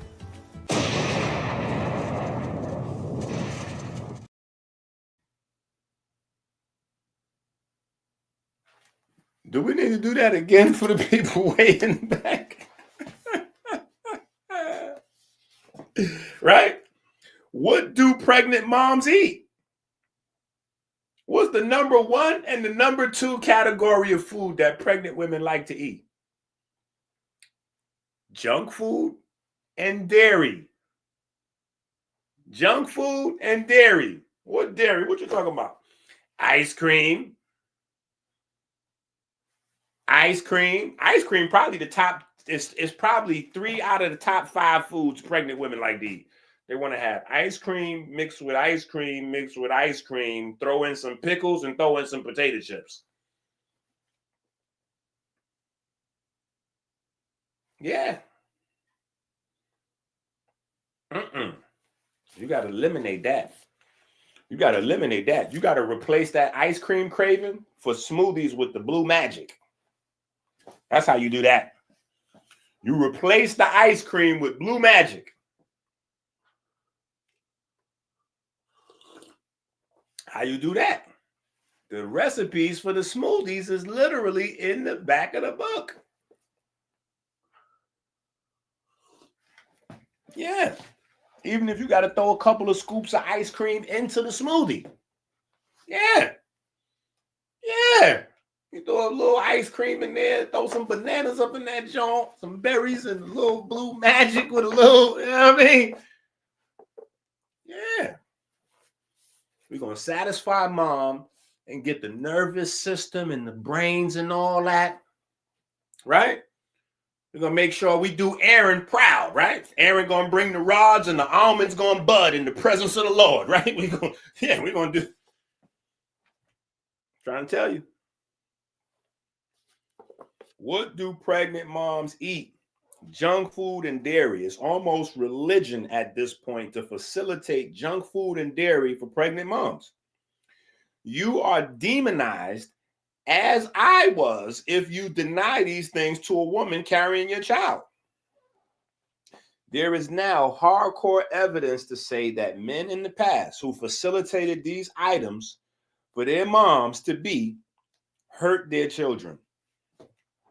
We can say now we can prove this or that. In the past, they didn't know. The problem is that's a lie. We have always known pregnant women should be eating as healthy as possible. Things can possibly affect the baby, right? It wasn't long ago that the same medical system says cigarettes was harmless. Think about that. This same medical system, not too long ago, was saying that pregnant moms can smoke cigarettes. Don't worry, it's not going to hurt the baby. Yeah, it's not going to hurt the baby. Go ahead and smoke them cigarettes. You good? You got to be able to say, because you got to remember, everybody got jobs to do. And even though morally we think these people should be attached to keeping us healthy and all that, that's not the case. The person that's supposed to be attached to keeping you healthy is you. If you the pregnant woman, you and your baby daddy, that's whose job it is to make sure that baby is healthy. And really, it falls more on the dad than the woman, because the woman got all kind of cravings and she's half crazy. She's like half crackhead, half heroin. Remember, sugar is more addictive than cocaine. So you really cannot trust this woman's decision making. Yeah, you cannot trust a pregnant woman's decision making when it comes to food. She is out of her mind, literally. Don't think that it's like not literal when you say, oh yeah, sugar is more addictive than cocaine. So what do you think this pregnant woman is? What do you think going on in her mind? Yeah, you gotta find a way to handle that, sir. And if you're not around,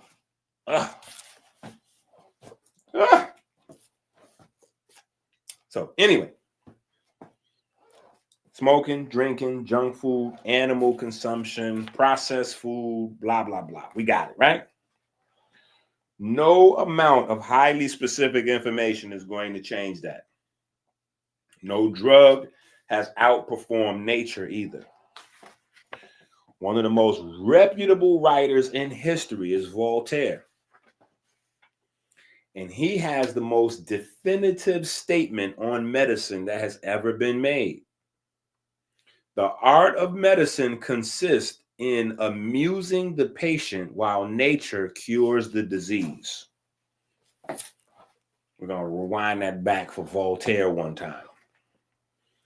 The art of medicine consists in amusing the patient while nature cures the disease. We have to look first at the best-selling drug of all time. I believe there is a tie between Humira and Lipitor. Humira is the autoimmune drug, right? They was using it first, I think, for AIDS, but I'm not sure how that worked out. So now it's mostly like rheumatoid arthritis. And then Lipitor, right? That's why I couldn't take this off the board, because we're going to keep coming back around to these guys right here. These guys right here, right?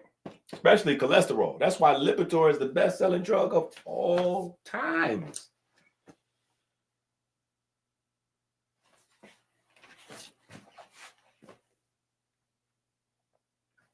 I'm getting ready to say some stuff.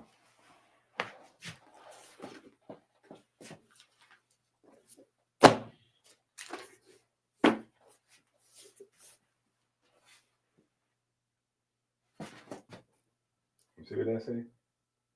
The end of heart disease, mathematically, speak it into existence. The end of heart disease, mathematically. If you don't know what that mouth is right there, because I know some people are like, yeah, but what is that thing that looks like lips? This right here, these lips right here, this is proof for me. This was proof for me that them comedic scientists, they was on another level. This was proof for me. The comedic scientists, the comedic priests, the Bible, the biblical narrative, another level, right? This right here is how babies are made. These right here are your 3 levels of tissue: the endoderm, the mesoderm, and the ectoderm. Right here. There's a stage where they look like this.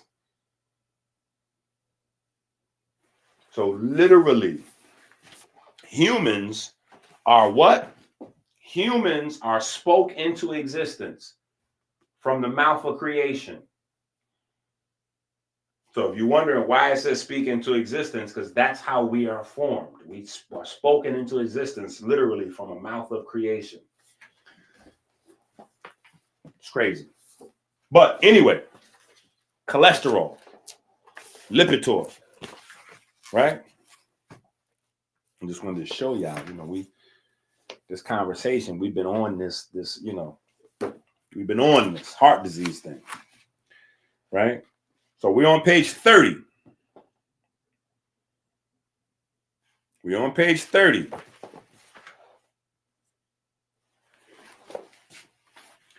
A single consumption of Brazil nuts improves lipid profile of healthy volunteers. Background. This study investigates the effect of Brazil nut ingestion on serum lipid profile in healthy volunteers. 10 healthy subjects were enrolled in the study.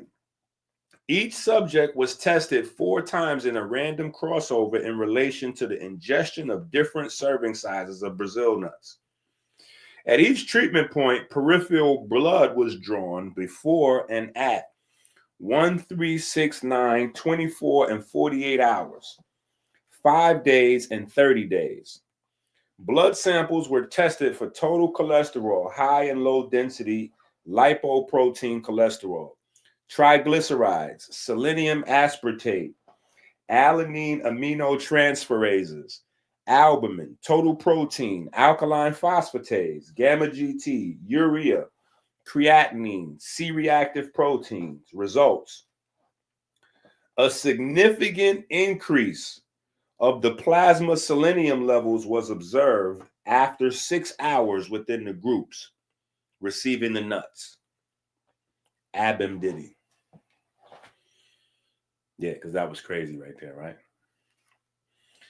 Serum LDL was significantly lower, whereas HDL was significantly higher 9 hours after the ingestion of 20 or 50 grams of nuts.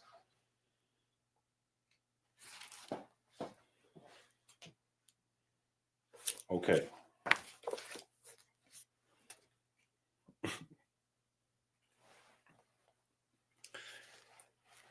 Y'all may not understand those numbers, right? Let me say this. No drug, including Lipitor, in any test models has performed that well. Ever.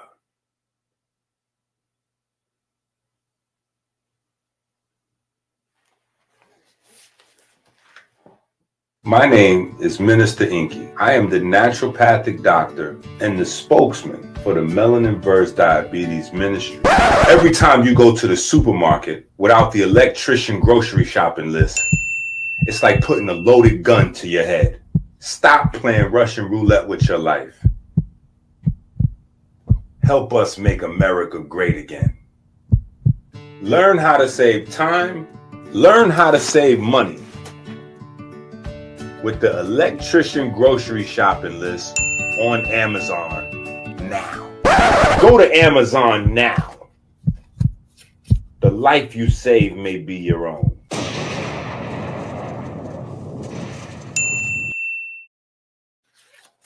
Okay, now let's jump to a test. Let's go to page 45. We're going to jump to a test. Glutathione transferase M1 and T1 polymorphisms on blood pressure, blood glucose, and lipid profiles following supplementation of kale, right? So they're doing this with kale. Kale is also rich in glutathione, right? So I can't even say in the new book. Which book is it? It's one of these new books. Okay, one of these books. Now, I'm going to tell you right now which new book. There's a new book where we start talking about dream protocols for lucid dreaming, right? It's a new book that we got out where we're talking about lucid dreaming. So I'm going to tell you what the new book is right now.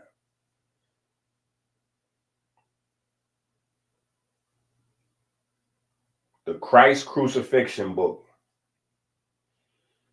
The Christ Crucifixion book.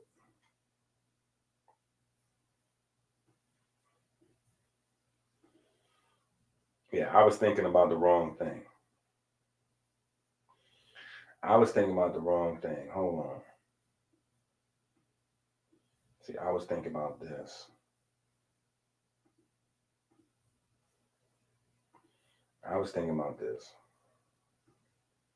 Right?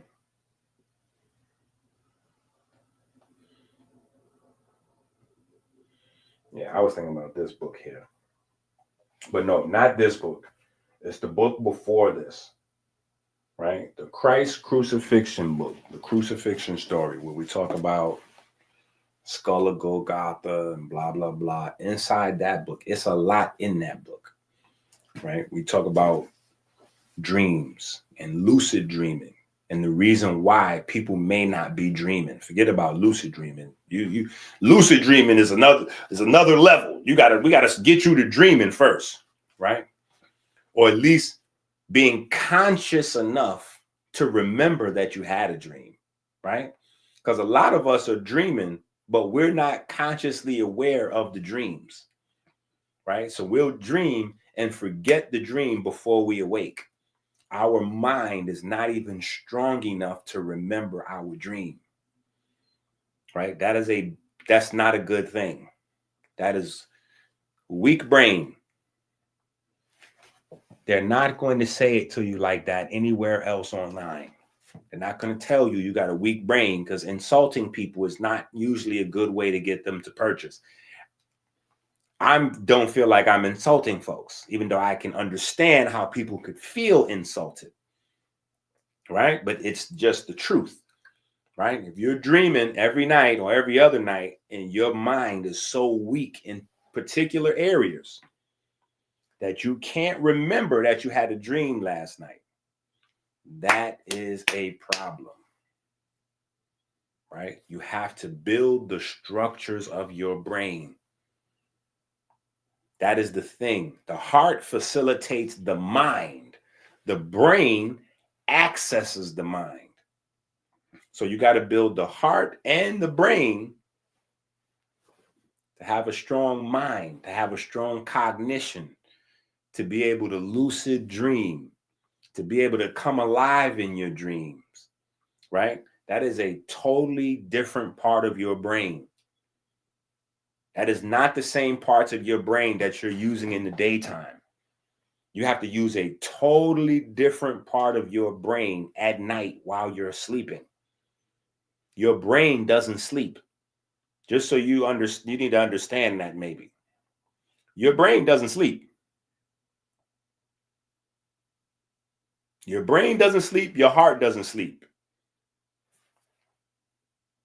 Your brain and heart do not sleep. Your brain is up. Your body sleep. Your body needs rest. Your body needs repair. Your brain is up.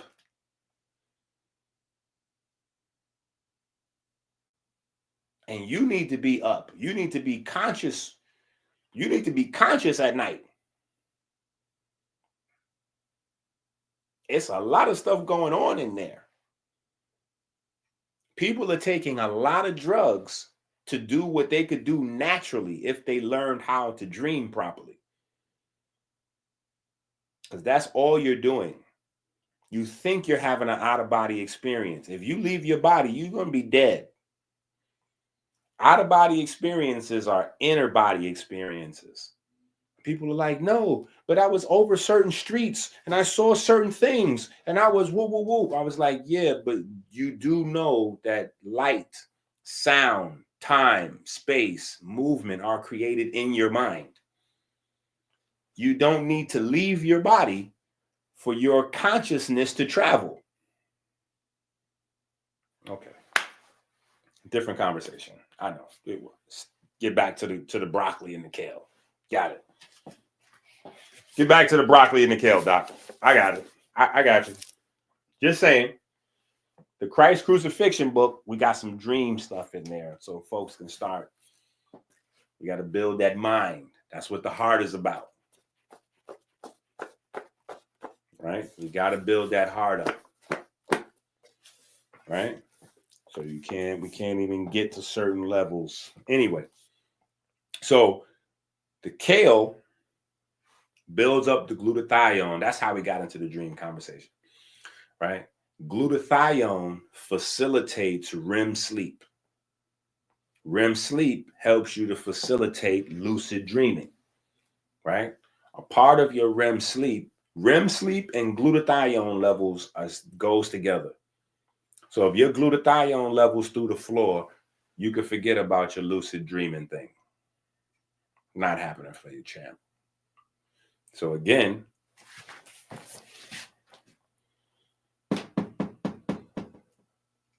even my dreamers, Doc, I'm trying to get into that lucid dreaming. You know how many people be like, yo, I be having wild, yo, is it normal when I take these herbs for me to have crazy dreams?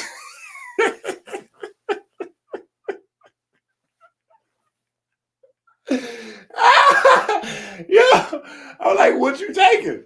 They're like, yo, I'm on the detox. I'm like, yeah, well, it depends on how what you got going on. There's a lot of herbs in there. You know what I'm saying? So it might trigger that. You know what I'm saying? Now, if you're taking the water melanin definitely will increase your lucid dreaming. You know what I'm saying? Because that's dopamine. Right? And your daytime activity has everything to do with your nighttime activity.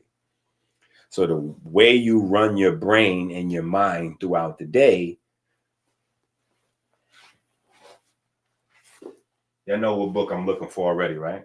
I'm about to show y'all the If P Then Q book. I'm telling y'all, that book is cold. That book is how cold? Ice cold. You gotta learn this brain stuff. Y'all want brain coherence? People want brain coherence and heart coherence, but they want to do everything except study how the brain and the heart works. That's how you get brain and heart coherence. You have to study brain anatomy and how the brain works. You have to study heart anatomy and how the heart works. Then you have to study how they work together. Then you have to learn how they facilitate the thing you're interested in. right? So first I need to know some basic anatomy about the brain, how the brain works, blah, blah, blah. Different areas, this and that. I need to know that about the heart. Boom, boom, boom. Then I need to know how they go together. Now, if I'm on some lucid dreaming vibe, I need to know how they facilitate lucid dreaming.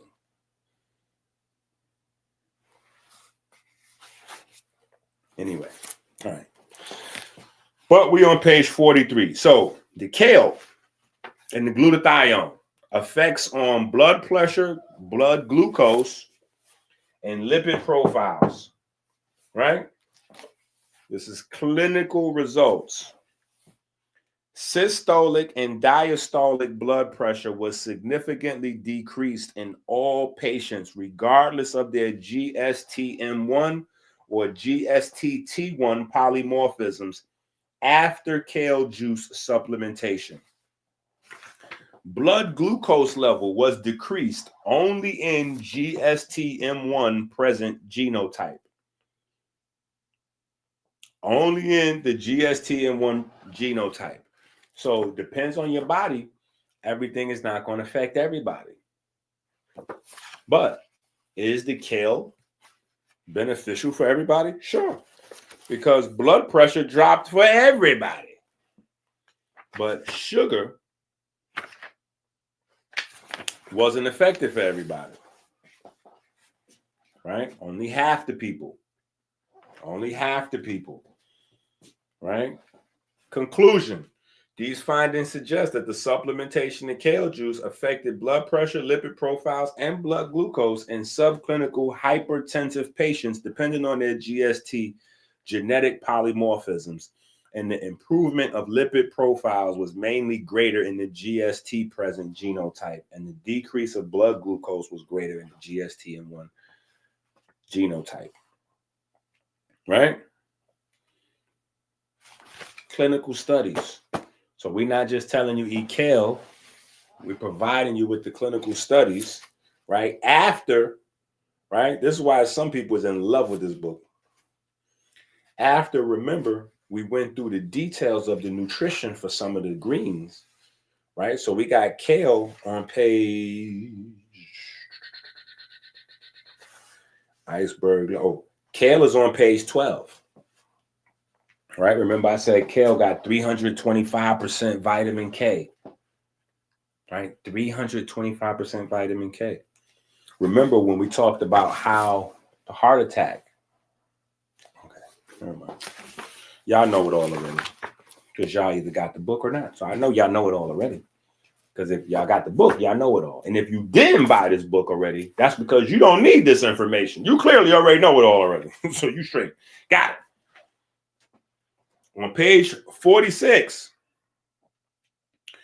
we look at turmeric supplementation, because I know there's still some last little vestiges of Sabeites running around saying, but Dr. Sabie said, yeah, but you know what Dr. Sabie didn't do is provide you with the clinical test results. So you can see how turmeric actually works. Where it works and where it doesn't work. Because I'm not saying none of this stuff is perfect. That's the beauty of having clinical tests. So you can say, oh, well, you know what? It didn't work for these group of people at all. This group of people, so. This group of people, it was amazing. Or it worked for these conditions and not these conditions. So if you don't have this, you don't need this. But if you're dealing with this issue, you might want to load up on this or that or the other. You get to add specificity. That's what we're supposed to do, standing on the shoulders of our greats. Right? Not be dogmatic, but definitely be religious. That's the difference between religion and dogma. Right? Dogma says, nope, Sabie said no turmeric, so no turmeric. Even if I die for it, I'm just going to not have it.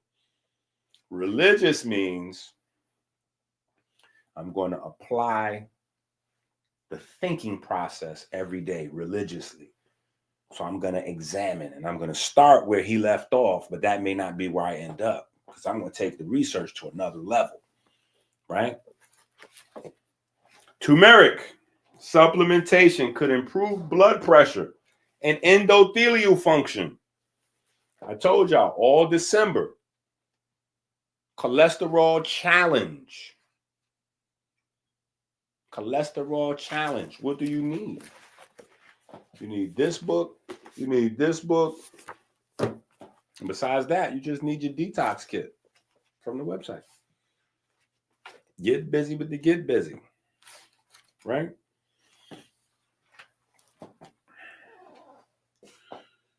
Conclusion.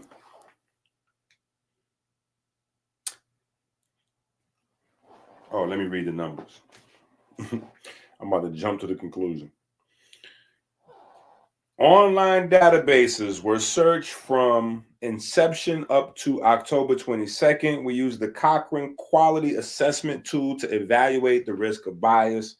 Outcome of interest included systolic blood pressure, diastolic blood pressure, blood levels of vascular cell adhesion molecule 1, intracellular adhesion molecule 1, flow-mediated vasodilation, and pulse wave velocity.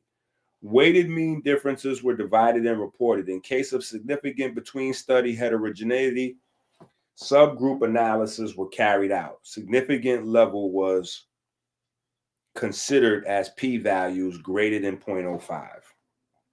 Results: 35 RCTs out of 4,182 studies were included.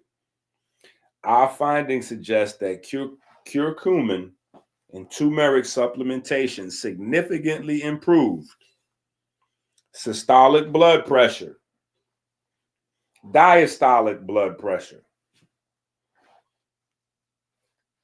all of those metrics. There's too much numbers and craziness on here. It's page 47.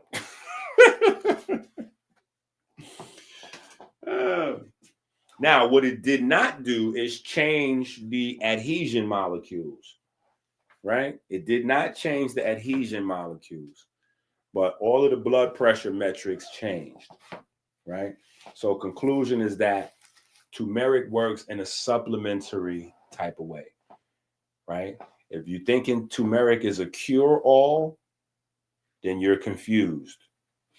You're going to be disappointed, right?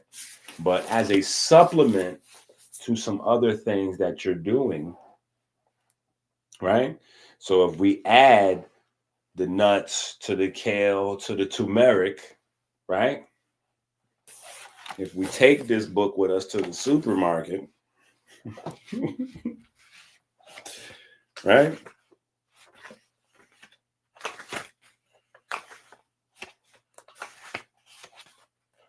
Okay.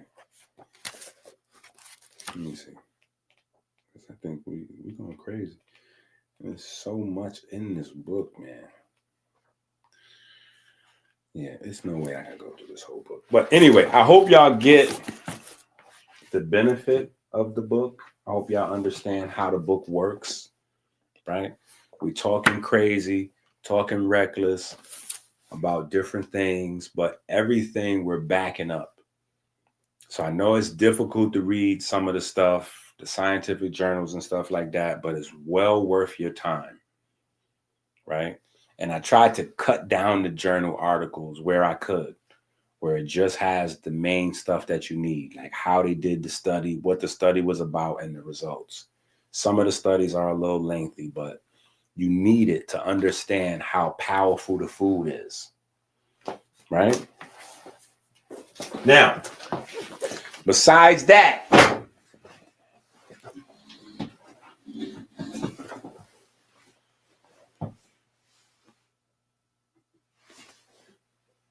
we got this thing right here. A quantum love story. Right? A quantum love story. And in that book, we discuss some interesting stuff. In that book, we discuss some interesting stuff. We discuss a very interesting word.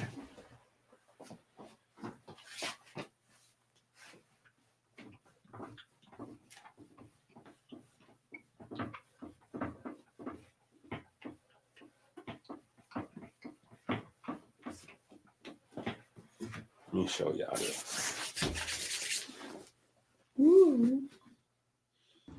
Myron! Dude, Myron! what? What are you doing? What you doing? What you talking about? What am I doing? You reading them nasty books again, right, Myron? Everybody read no nasty books, man. You scared the hell out of me. What you talking about, man? Well, I ain't did that in about 2 weeks. What You talking called about? yesterday too. What you reading? What you reading? You scared the goddamn book, man. Dr. EnQi. I went on Amazon and got 3 Dr. EnQi books because I'm reading about melatonin and biochemistry. Biochemistry. What is, Myron, that's not even a, first of all, it's not melatonin and whatever it is that you just said. It's melanin and biochemistry. You can't even pronounce the word, so how you reading? How you reading, Myron? I'm not looking at the pictures. I got the books right here. I'm looking at the pictures. You know, this ain't nothing nasty about this. So what are you talking about? I got all the books right here. What are you talking about? Myron, you don't even know how to read. Every time we get mail, you bring it to me. You think I don't know that? I went to I got hooked on Phoenix. Now, what you talking about? I was hooked on Phoenix, so I know how to read. As of when? As of when? Because first of all, hooked on phonics, I believe it's for kids. There's no such thing as hooked on phonics. And if I recall, you're the same person that thought reindeer was pronounced reender, and you're the same person that thought pigeon was pronounced piggion. So it makes sense that you went to hooked on phonics. Man, such a dumbass. No, you always trying to say somebody can't read. I know exactly what I'm talking about, man. I'm reading the books. I got the goddamn receipt right here. I got the goddamn receipt right here for the books. What you talking about? Well, you need to return them for somebody who know how to read them. And I still don't. It's probably all type of stuff in the inside of the books, Myron. That's how sneaky you are. Give me the books. Give me the books, Myron. Hell no. Give me the books, Myron. Amazon. Give me the books, Myron. I'm not giving you none. I got these books off Amazon. I'm not giving you the books. Ain't that no? Yeah, well, bye. Bye. I've been in this game. Yeah. Your animals to the shit. Animal, baby.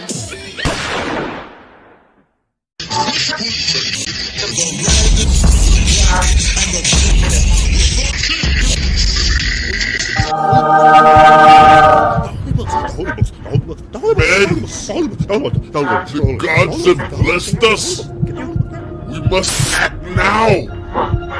We must act now to save us, to save our souls.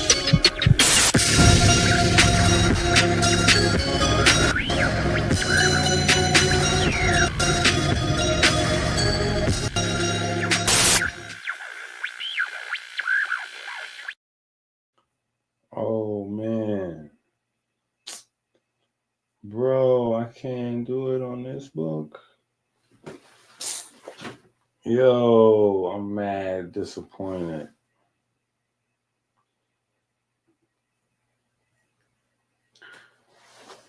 I can't show y'all on this computer.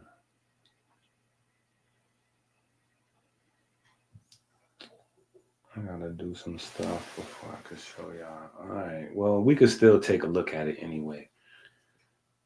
I done showed y'all the commercial and y'all done hung out. Okay.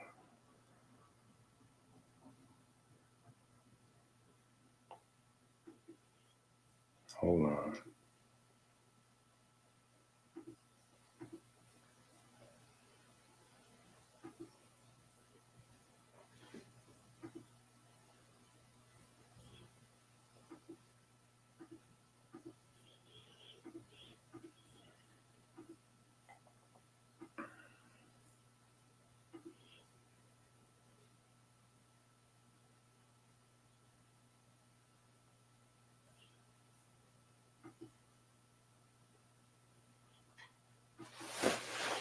So, in our other bag, which I'm gonna have to do some changes on my laptop before we could really go in. I'm gonna have to make some changes on my laptop. But in our other bag, right?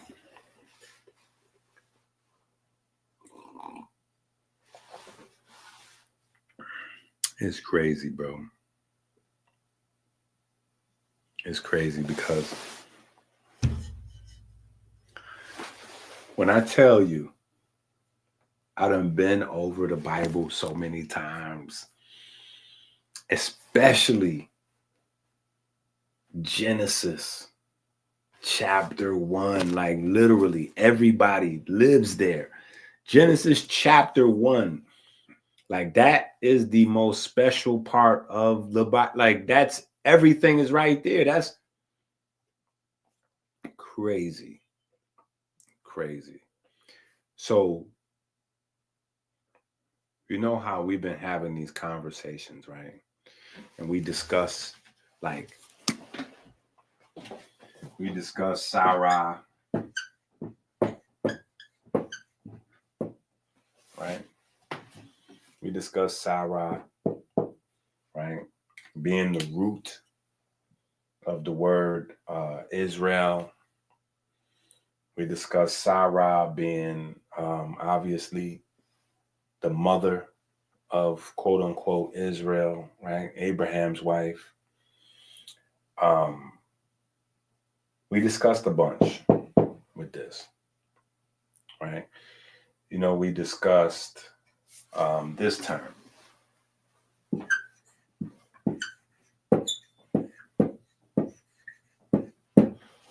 Right? And what happens if you take out the vowels? Right? Right? But also what you may not also know is that this is a Kemetic word. That's not a Hebrew word. Right? This is not a Hebrew word. Right?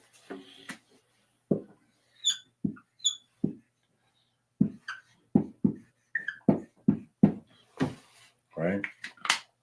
Both of these words in the Hebrew is used or translated as I am.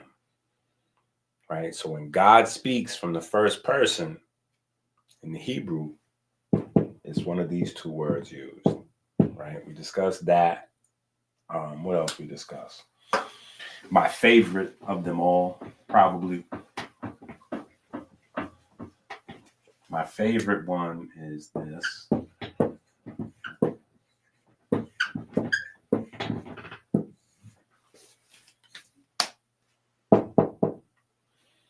Right? Totafo, we discussed that. Right? But now in the new book,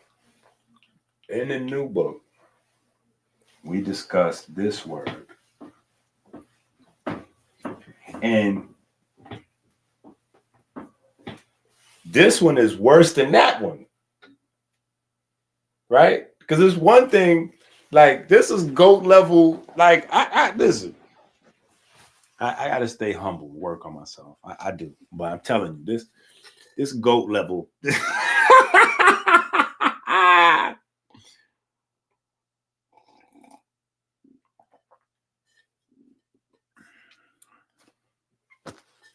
Listen, being the guy to find the ureus inside the Bible,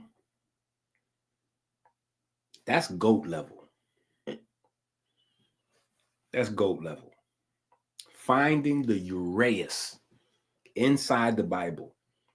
And as Jewish worship, so that means they worship the ureus serpent.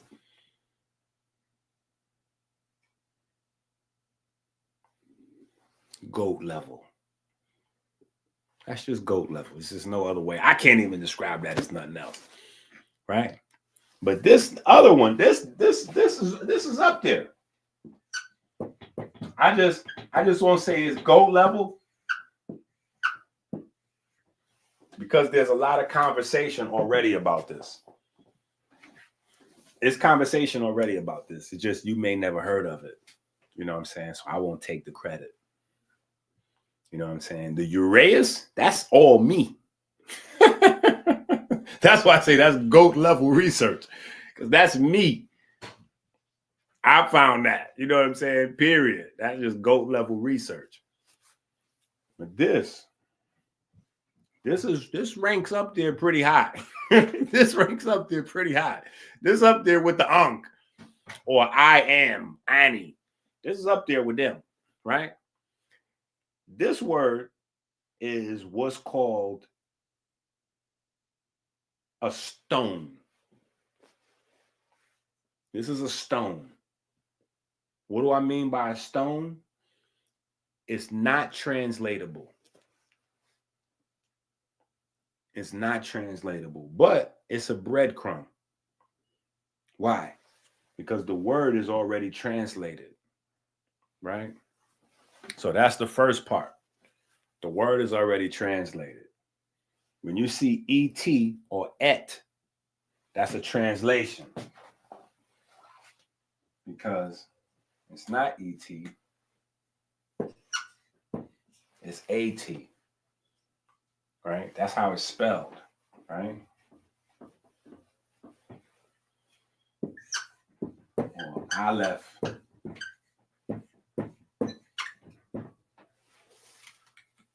with the ta. Or ta, or tav, however they flip and bounce that, right? But they would tell you that this word is not translatable, right? It only makes sense after you get the Elohim part. It only makes sense after you get the Elohim part. When I say it's the breadcrumb of all breadcrumbs, it's crazy. Because it's the beginning and the ending. It's the first letter of the alphabet, and it's the last letter of the alphabet. So when you read the Genesis, it says, in the beginning, God created et. Before it gets to heavens and the earth, in the beginning, God created et. And so the word is taken to be like a pointer to point to pronouns, like the. But that's not what it actually means. It's just there, so they just threw a value on it. But it's not translatable. And when I say not translatable, it's not translatable even into the Hebrew language. There's no definition for that in Hebrew. Et. Later, people have ascribed something to it because it's there and they can't move it and they don't know why it's there or what it means. It only makes sense once you get the understanding. So you'll have a handful of Hebrew scholars that have broken it down and they go, okay, in the beginning, God created the alphabet. We got it. God created the alphabet, then created with the word, right? And the word was God, and the word was with God, and the word was, right? In the beginning was the word, and the word was with God, and the word was God. Well, there can't be a word if there's not letters first. Just common sense, right? So it's just so crazy when you get this whole conversation, the impact of an alphabet. The impact of an alphabet. The significance of being able to attach an idea to a symbol and then communicate that symbol. Like, phenomenal. You try to think in your mind without using language. Try to formulate a thought in your mind without words. See what you get. See what you get. Try that. Try to have a thought that doesn't include words. Just to try to grasp how important language is. Right?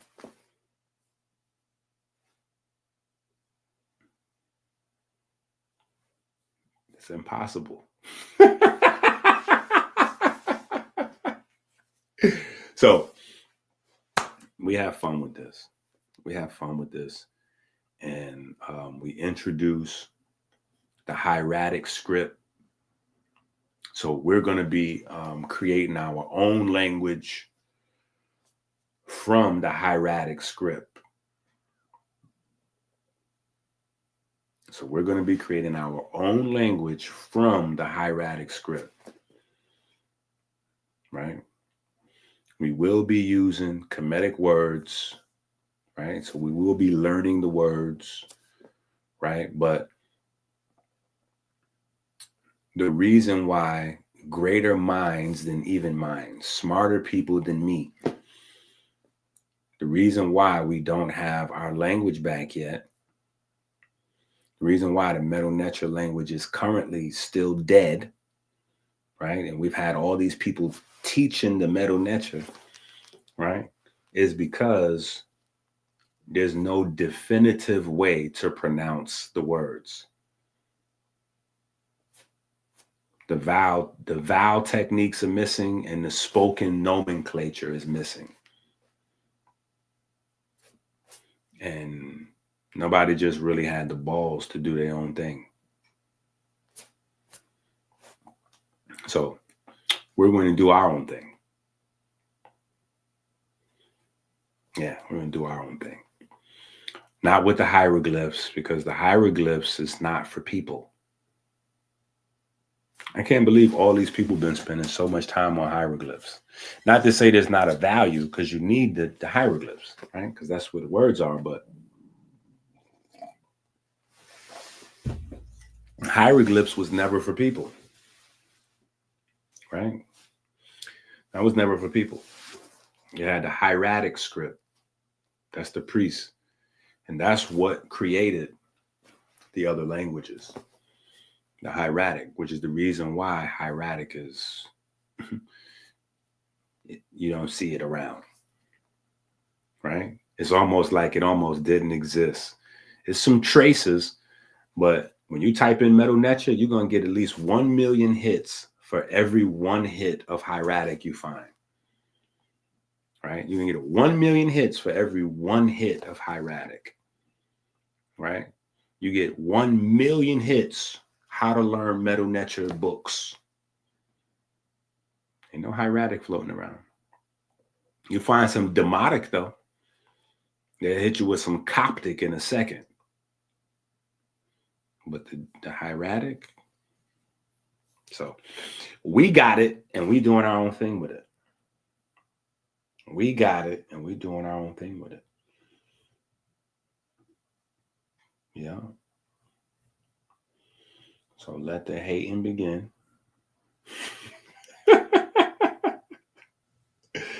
Let the hating begin.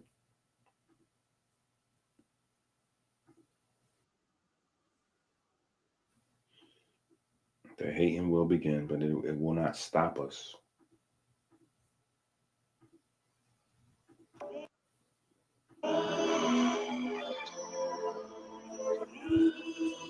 EnQi prayer number 2.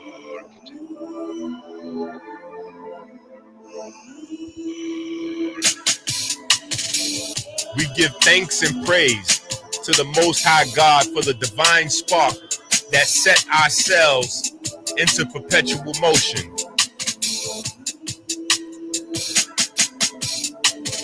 We give thanks for the magnetism of the Most Holy, the magnetism that repels and attracts the ferry boats of light 60,000 miles every 60 seconds throughout our vessels and caves. We give thanks for the ability to drink clean water every 60 minutes, flooding the river of life.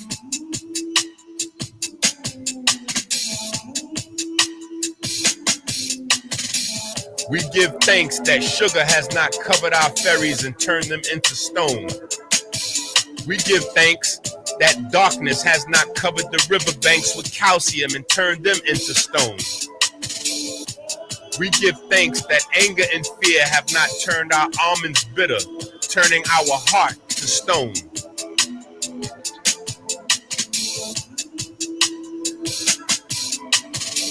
We give thanks for smooth sailing upstream through the valley of death, through the superior vena cava into the right atrium.